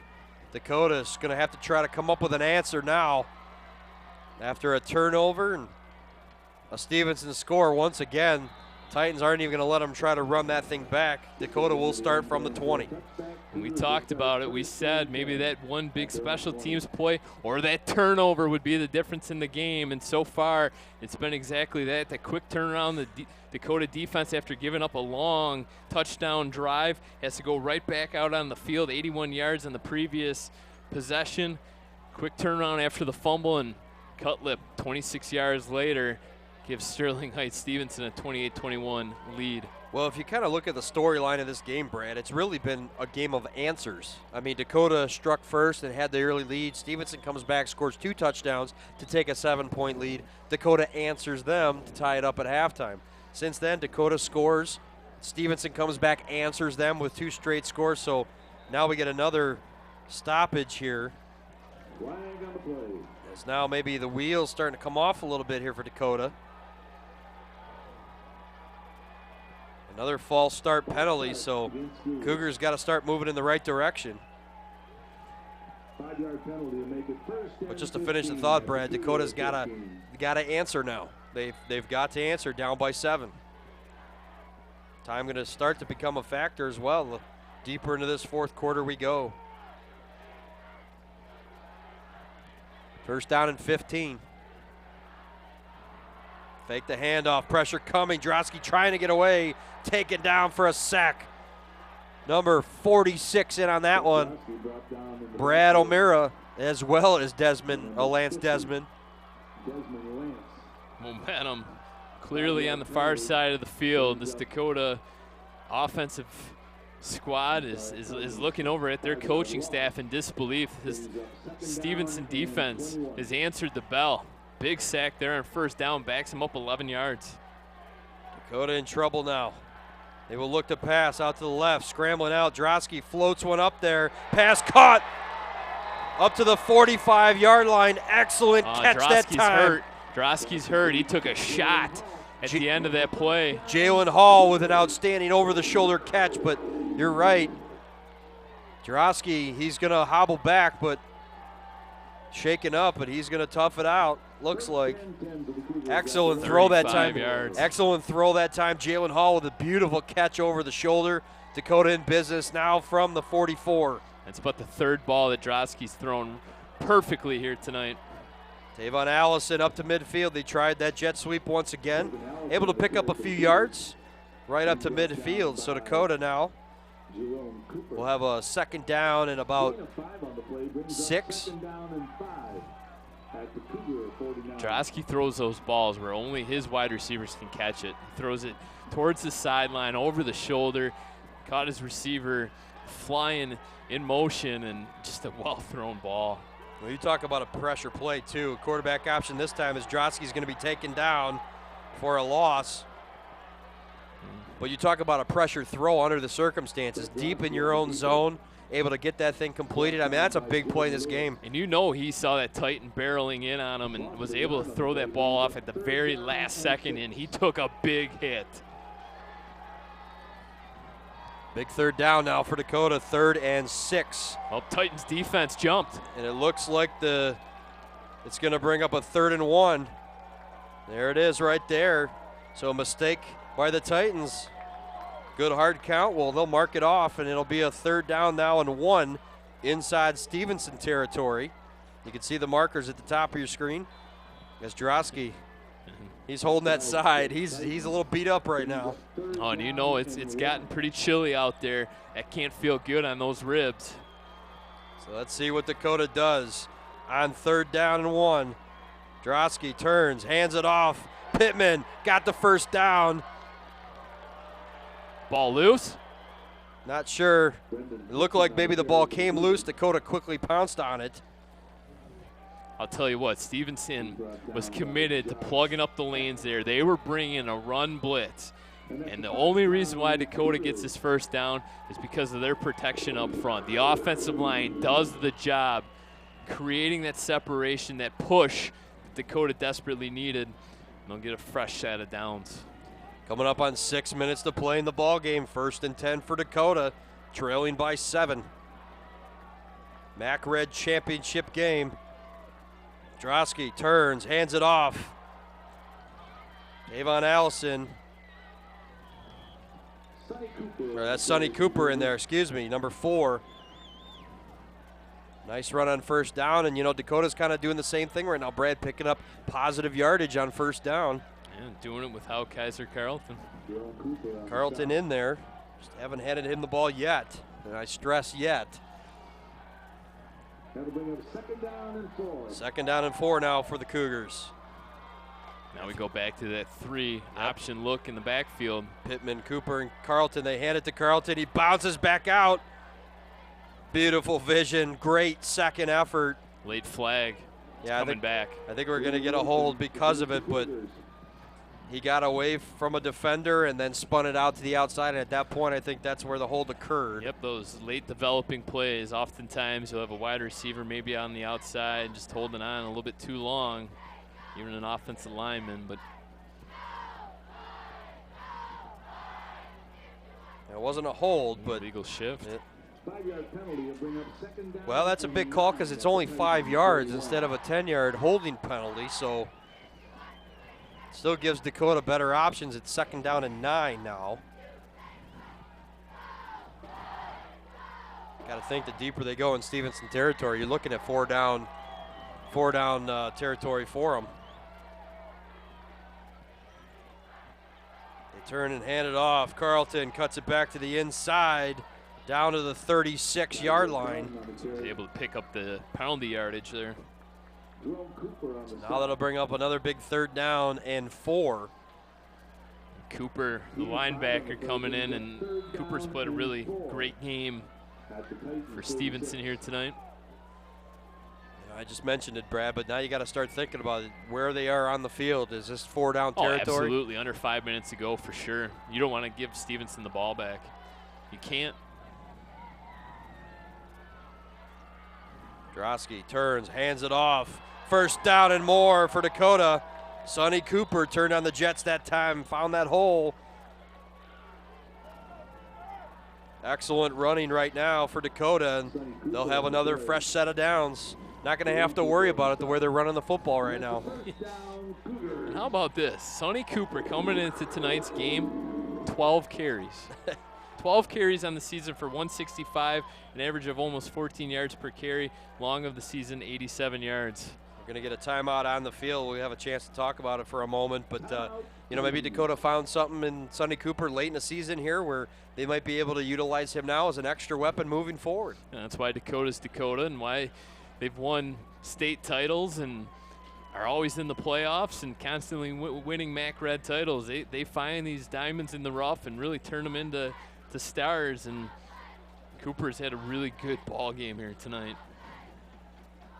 I think Dakota has been able to match the running attack, and we knew Stevenson coming in. They had a few running backs, like you said, last week, 3 different players over 100 yards. We knew they were going to run the ball, or at least try to, against Dakota. They've done an excellent job of it tonight, and the Cougars have simply matched them with their 3 running backs. Yeah, mirror images of one another, and that's why they're in this title game. Pittman, Cooper, and Carlton, all 3 of them for Dakota, have carried the ball well, and right now, the one play in the game that you can take a look at is that fumble turnover that led to a Stevenson touchdown, giving them the lead. But right now, Dakota would love to come down the field and tie this thing up. 1st down and 10. They'll stay in that formation, a little hard count, trying to draw Stevenson off. Done it once already, and why not? 5 free yards. Almost botched snap that time. Pittman got some running room out to the outside. Stiff arm up over the 15-yard line, down to the 14. Levi Jackson, touchdown saving tackle. Well, you're not kidding. If he doesn't make that tackle, Pittman, I think, would rumble into the corner and find that pylon. This has got to be a tough feeling for the Titan offense to just be on that far sideline watching this clock go down and watching Dakota drive. They're hungry to get the ball back, and they might be hungry enough where they might be having themselves a tie ball game here soon. Cooper up the middle again with a run over the 10-yard line down to the 9. Another nice pickup on first down. Boy, they are just simply running the ball down the Titans' throat right here. Same way that Stevenson has been able to do to most teams they've played this year. Dare I say we might see overtime here? Have we ever had an overtime game on MTGA? I didn't want to say that word, but you never know. Dakota finds a way to get this in the end zone. Stevenson and Dakota, both of them will have more time. Let's see what happens. They hand it off. Pittman inside. Good tackling, though, by Stevenson down near the first down marker. I think Dakota will have a first down, as Pittman's very slow to get up. Boy, he took a shot there, and it will be a first down for Dakota. All about ball security now. Holding on to that thing tight with two hands. You know Stevenson's going to do everything in their power to try to strip it out. Big moment in this game. To say this is crunch time is an understatement. Dakota down by 7, 3 minutes left. Dakota knocking on the their door. Time, getting to the line of scrimmage too, and why not? They don't want to give Stevenson any time in case they do punch this in. They turn, hand it off inside. Cooper looking end zone. Stop short. Taken down at the 2-yard line. Let's see where they mark this. Not sure if he got any further than that. Nope, they're going to say he got almost down to the goal line. They're going to place this thing right on the goal line, Brad, and we'll see how they want to handle this, if they can get this thing in. Coming up on 2:20 here left to go. Dakota on the goal line. Drosky takes the snap, turns, hands it off. Pittman, second effort, into the end zone, touchdown Dakota. Boy, he was stopped in the backfield for a loss, able to tear away from it. Pittman really slow to get up. Oh, he's hurt, but boy, give him credit. What an effort to get into the end zone after he was stopped dead in the backfield. I thought it was going to be a loss on that play. I'm sure Stevenson's whole sideline thought it was a loss. Pittman just uses that muscle.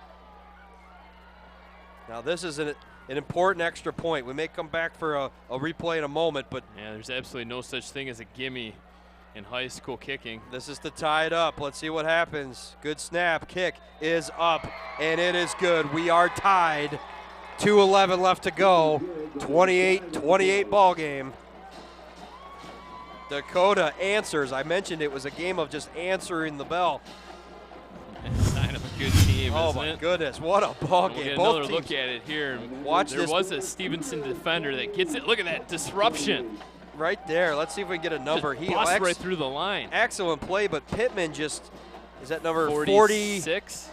Looks like 46. It was hard to tell. Brad O'Meara, the linebacker. Yep, Brad O'Meara, the linebacker, just, he got through. And boy, what a great second effort. But Brad, how many lead changes have we seen here tonight? I mean, Dakota takes the opening lead. Stevenson comes back, takes the lead. Dakota comes back. I mean, back and forth all night long, and now we're tied once again. Yep, 4 separate ties in this game. 4 separate lead changes, back and forth. 2:11 now on this clock. Now, Coach Plenty of time. And now Coach Frederick's going to say, hey, my senior quarterback, it's up to you. You got 2 minutes. You go out there and you get something going. We have a stoppage as they're talking to both coaches. There you can see the officials. Coach Frederick from Stevenson. They're trying to figure out something. We didn't see a flag come down.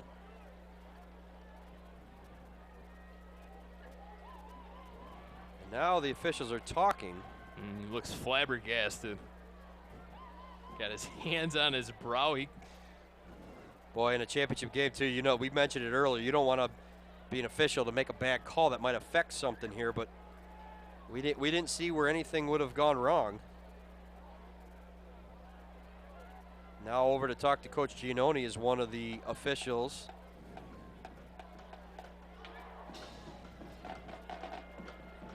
Giannone walks away there from the official, kind of nodding his head going, all right. So trying to figure this thing out.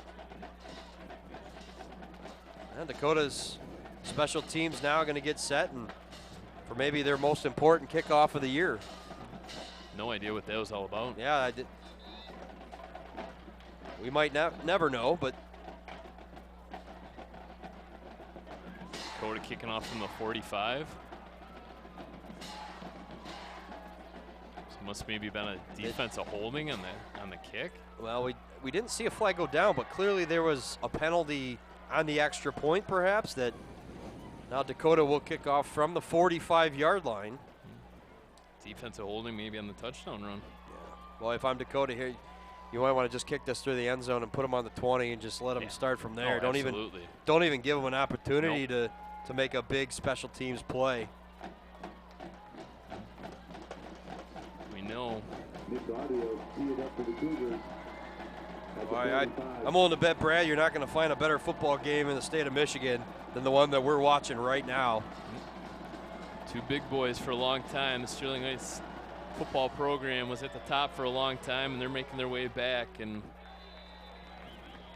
kick goes into the end zone for a touchback. They do exactly what I mentioned, put them on the 20, and now it's up to Frank DiAcenzo, that senior quarterback, and this Stevenson offense to try to put something together. I think it's safe to say that this Titan team is back.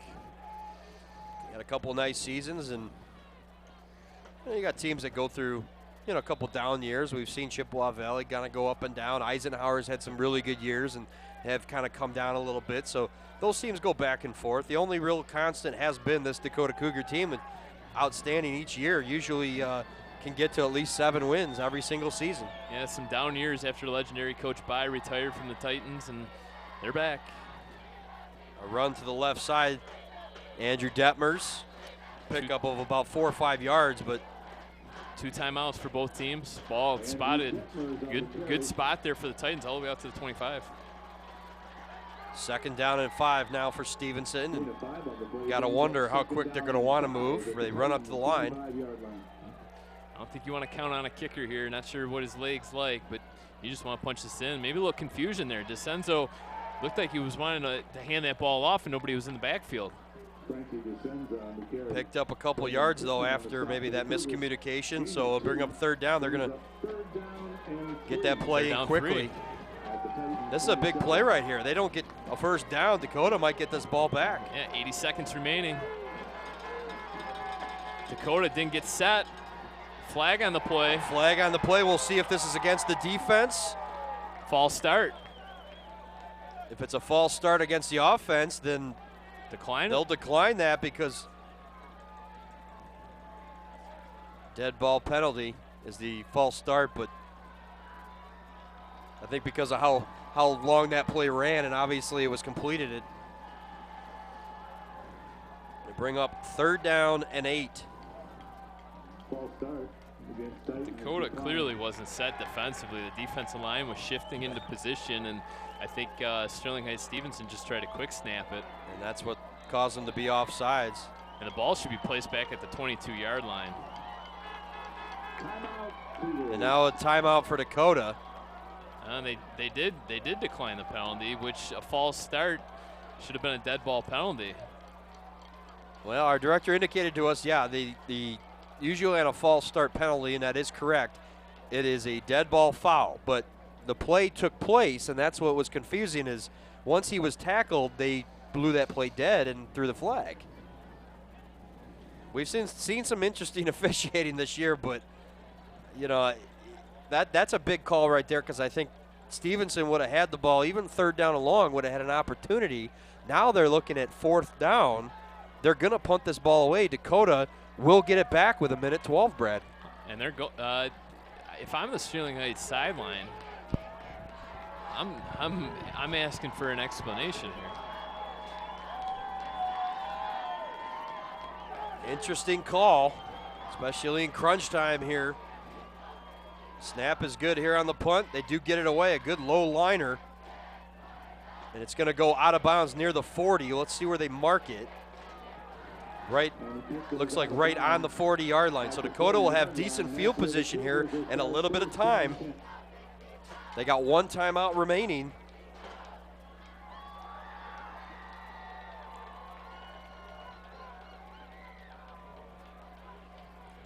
Well, you hate, Brad, to see any kind of game and on any kind of controversy, but you know, if you're Stevenson, you're looking at that going, we should have had maybe even one more try. Now, that's not to say that Dakota would have stopped them on 3rd down or they wouldn't have been able to pick up the 1st down anyway, but it's that what if that you can bring into play. And let's talk about the kicking game for Dakota. I got their stats. 2 of 3. Nardozzi, the junior, 2 of 3. Long on the season, 47 yards.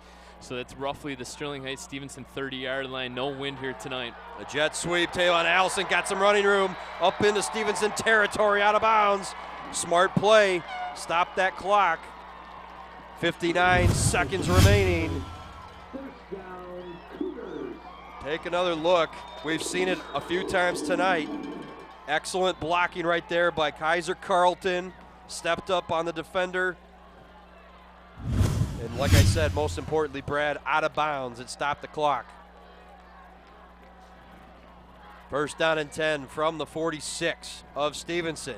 They fake the handoff to Carlton. Once again, it's Allison coming around on a sweep. 50 seconds now. Picked up about 3 yards. Only 1 timeout. You can hear the crowd kind of starting to encourage Dakota to speed it up a little bit here. Maybe about 15 yards away from field goal range. Gonna run out of time. Drosky under pressure, trying to get away. That's gonna be intentional grounding. No, he had a receiver out there. It looked like that. They're gonna say he was close enough to Pittman. The number 36 right there. Forgive me. Dmitry Denikov was out there.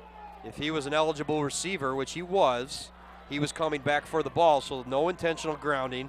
3rd down and 7. 31 seconds remaining. Wow. Brad, could you ask for a better ending to this ball game? Coming right down to the final play. Drosky out of the gun, turns, hands it off inside. Carlton makes a second effort. He's real close to the 1st down. Let's see where they place it. Clock hasn't stopped. They're just going to play on here. 4th down. Dakota's got to call a timeout here, Jason. And they do call a timeout. I think Giannone turned back to the official. They put the ball down quickly, a yard shy, forcing Dakota to take a timeout. Their final one, 18 seconds remaining. I mean, you bring out the chains in the first half twice, and then you quickly spot the football there, and Dakota wasn't prepared for that, I don't think, and it probably cost them, I think, on that 7 or 8 seconds. Yeah, I think on that last run, Carlton's knee came down a little shy of the 1st down marker, and that's where they placed the ball. So Dakota had to scramble there short a yard, and they were going to try to run a quick play. But yeah, Dakota called the timeout. So now an interesting part of the game right now, because no timeouts remaining for Dakota. 4th down. If they don't get this 1st down play, Stevenson will get the ball on downs. If you get maybe an opportunity to throw it deep.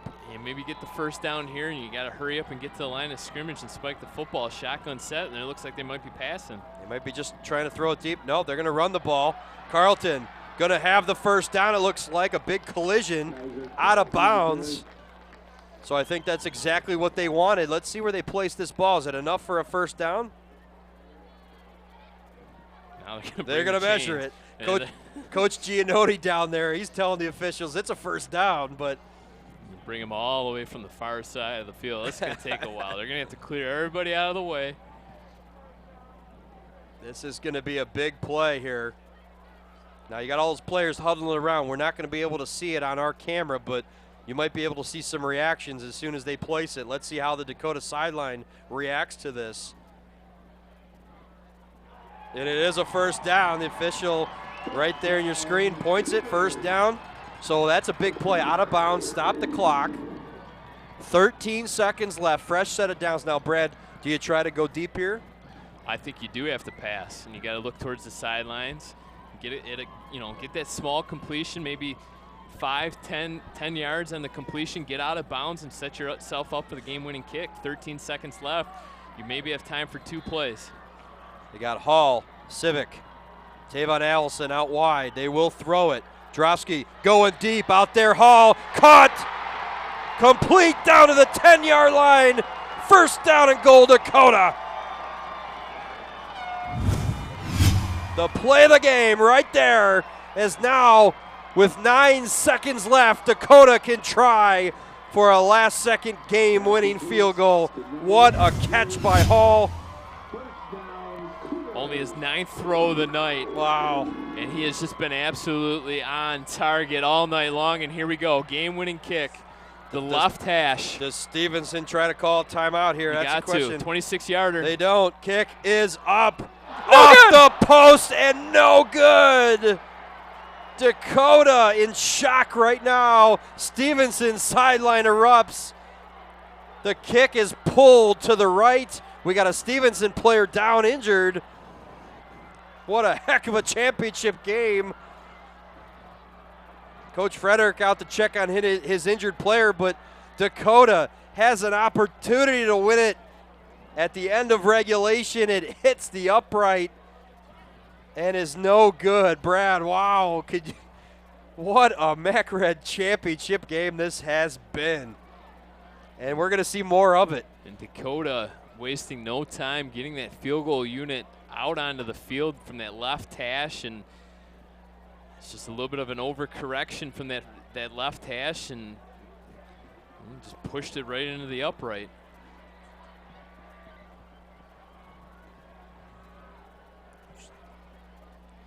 Unbelievable. Well, we're gonna get another look at it. We'll see if we got it on our replay here. If you kind of watched, now it's after the deflection, but you see that ball coming down, hits the upright. Boy, you talk about a matter of inches. That thing hits maybe an inch or two inside. It's going to deflect in, and Dakota's your MacRed champions. Instead, it goes the other direction, and it gives new life now to the Stevenson Titans. In the very first half of this game, I talked about the game kind of teetering on a razor's edge and the thinnest of margins. And you want to talk about a thin margin, the width of an upright. And now, after that overtime formation by Stevenson, they run out the final seconds, and we're going to take a break here and come back here for the start of overtime. Tied up at 28. Stay with us. Should be an outstanding overtime. Don't go away.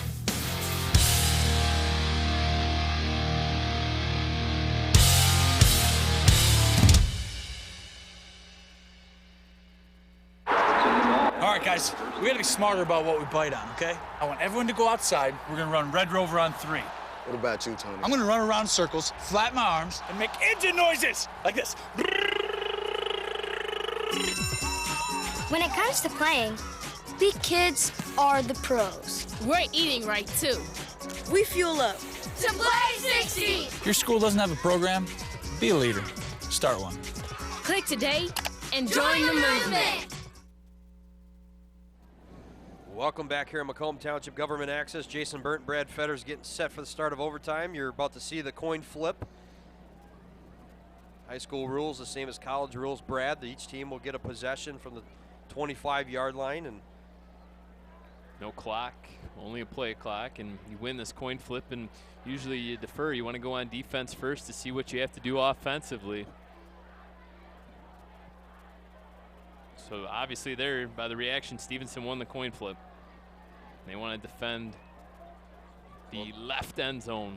Let's just see how they line up. They're going to put them in a certain spot, but boy, Brad, what a game. I mean, you and I just mentioned this could very well be one of the best games we've covered here in Macomb Township Government Access with everything on the line. So looks like Dakota is going to go first, and Dakota won the toss. No, Dakota won the toss. Have the ball first. Dakota. Well, what do I know? That contradicts everything right there as far as what you mentioned, but no, they want the ball. They obviously just had the ball on offense. They want to keep the consistency going. That defense, that Stevenson defense was on the field a long time, so they're probably hoping to strike first here and then get their defense out there to try to stuff Stevenson. But Coach Giannone was maybe an inch or two away from a regulation win and would have given them the MacRed title, and instead we go to overtime. Who wants it more now? Well, There's nothing like bonus football, and the ball spotted at the 10-yard line. So yeah, no, forgive me for saying 25. It was usually the college rules, it's pushed back a little further, but right now they got that ball placed at the 10-yard line. So that's where they start each possession. Dakota will have the first one.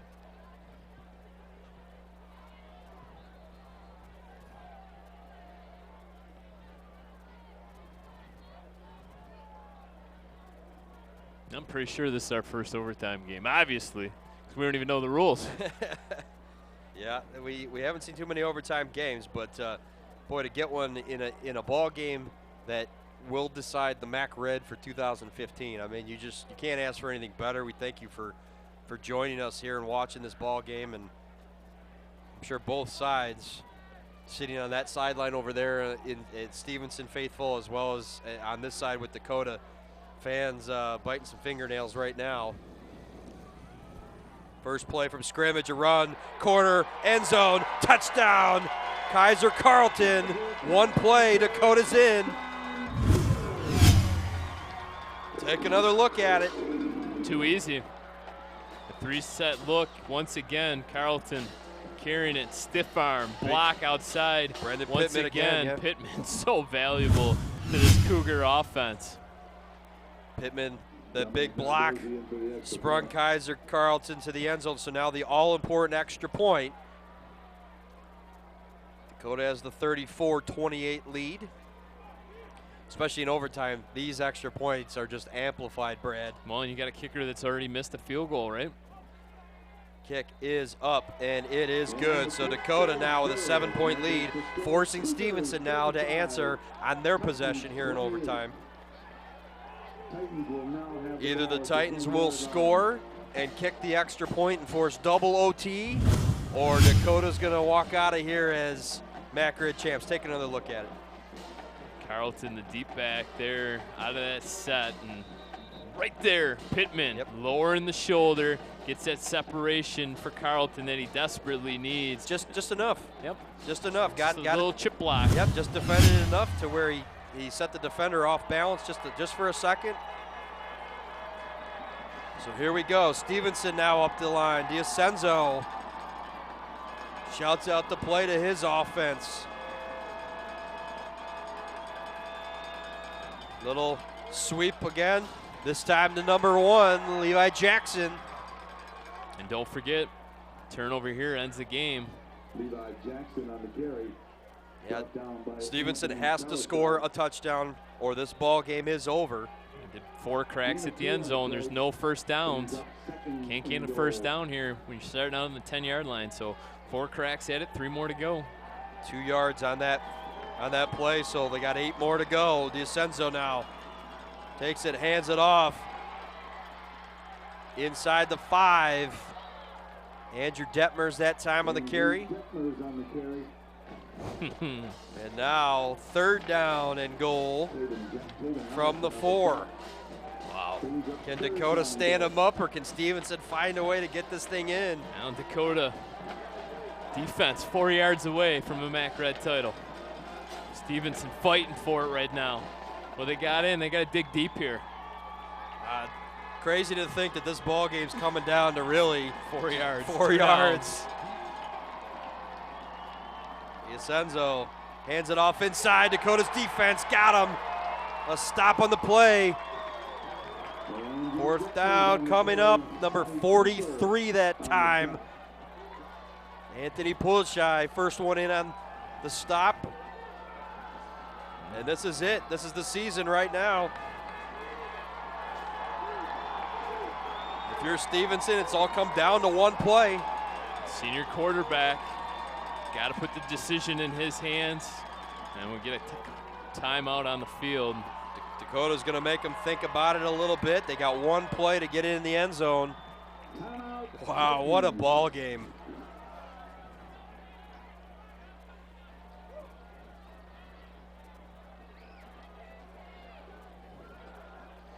Stevenson keeps going to the well in terms of those inside handoffs. And is this the time now where you throw that play out and you try something a little different? I think that would be pretty gutsy right now for Stevenson, knowing the entire game that's, you know, their bread and butter has worked for the most part. Obviously, your season on the line, you kind of go with what brought you here to the dance. And, you know, you would hate to see them try some sort of fake and a pass that, you know, falls incomplete, and that's how your Mac Red season ends. But, well, know, we did the Mac Red. We did the Mac Red preview show, and we couldn't come up conclusively with a Mac Red championship because it was a wide open race, and it comes down to a 5-yard play and overtime. You're absolutely right. And, you know, I think right here, if I'm Stevenson, you just put it in your quarterback's hands. You run some sort of an option here, and you let DiAcenzo decide this game. Here we go. Rolls out to his left. Tries to cut it back inside. Fighting. Looks like he stopped short. They will down it at the goal line. Dakota wins. What a defensive stand to end the ball game. Dakota, your 2015 Mac Red champs. Wow.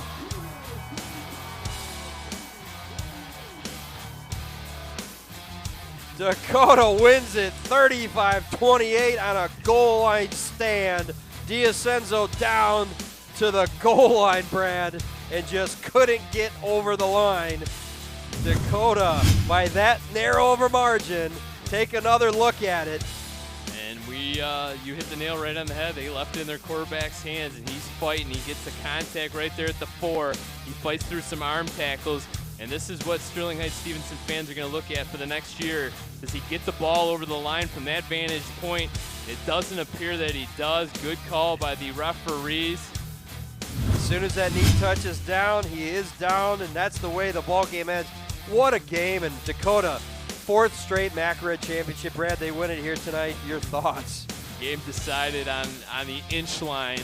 Everything we could have hoped for. What a 2015 schedule here on MTGA, and it concludes with another big Mac Red championship for the Dakota Cougars. Wow, what a ball game. Still trying to catch our breath up here. Dakota, your 2015 Mac Red champions. They win it 35-28 for Brad Fetters and the rest of our crew here at Macomb Township Government Access. We thank you so much for watching. We will see you next time. So long.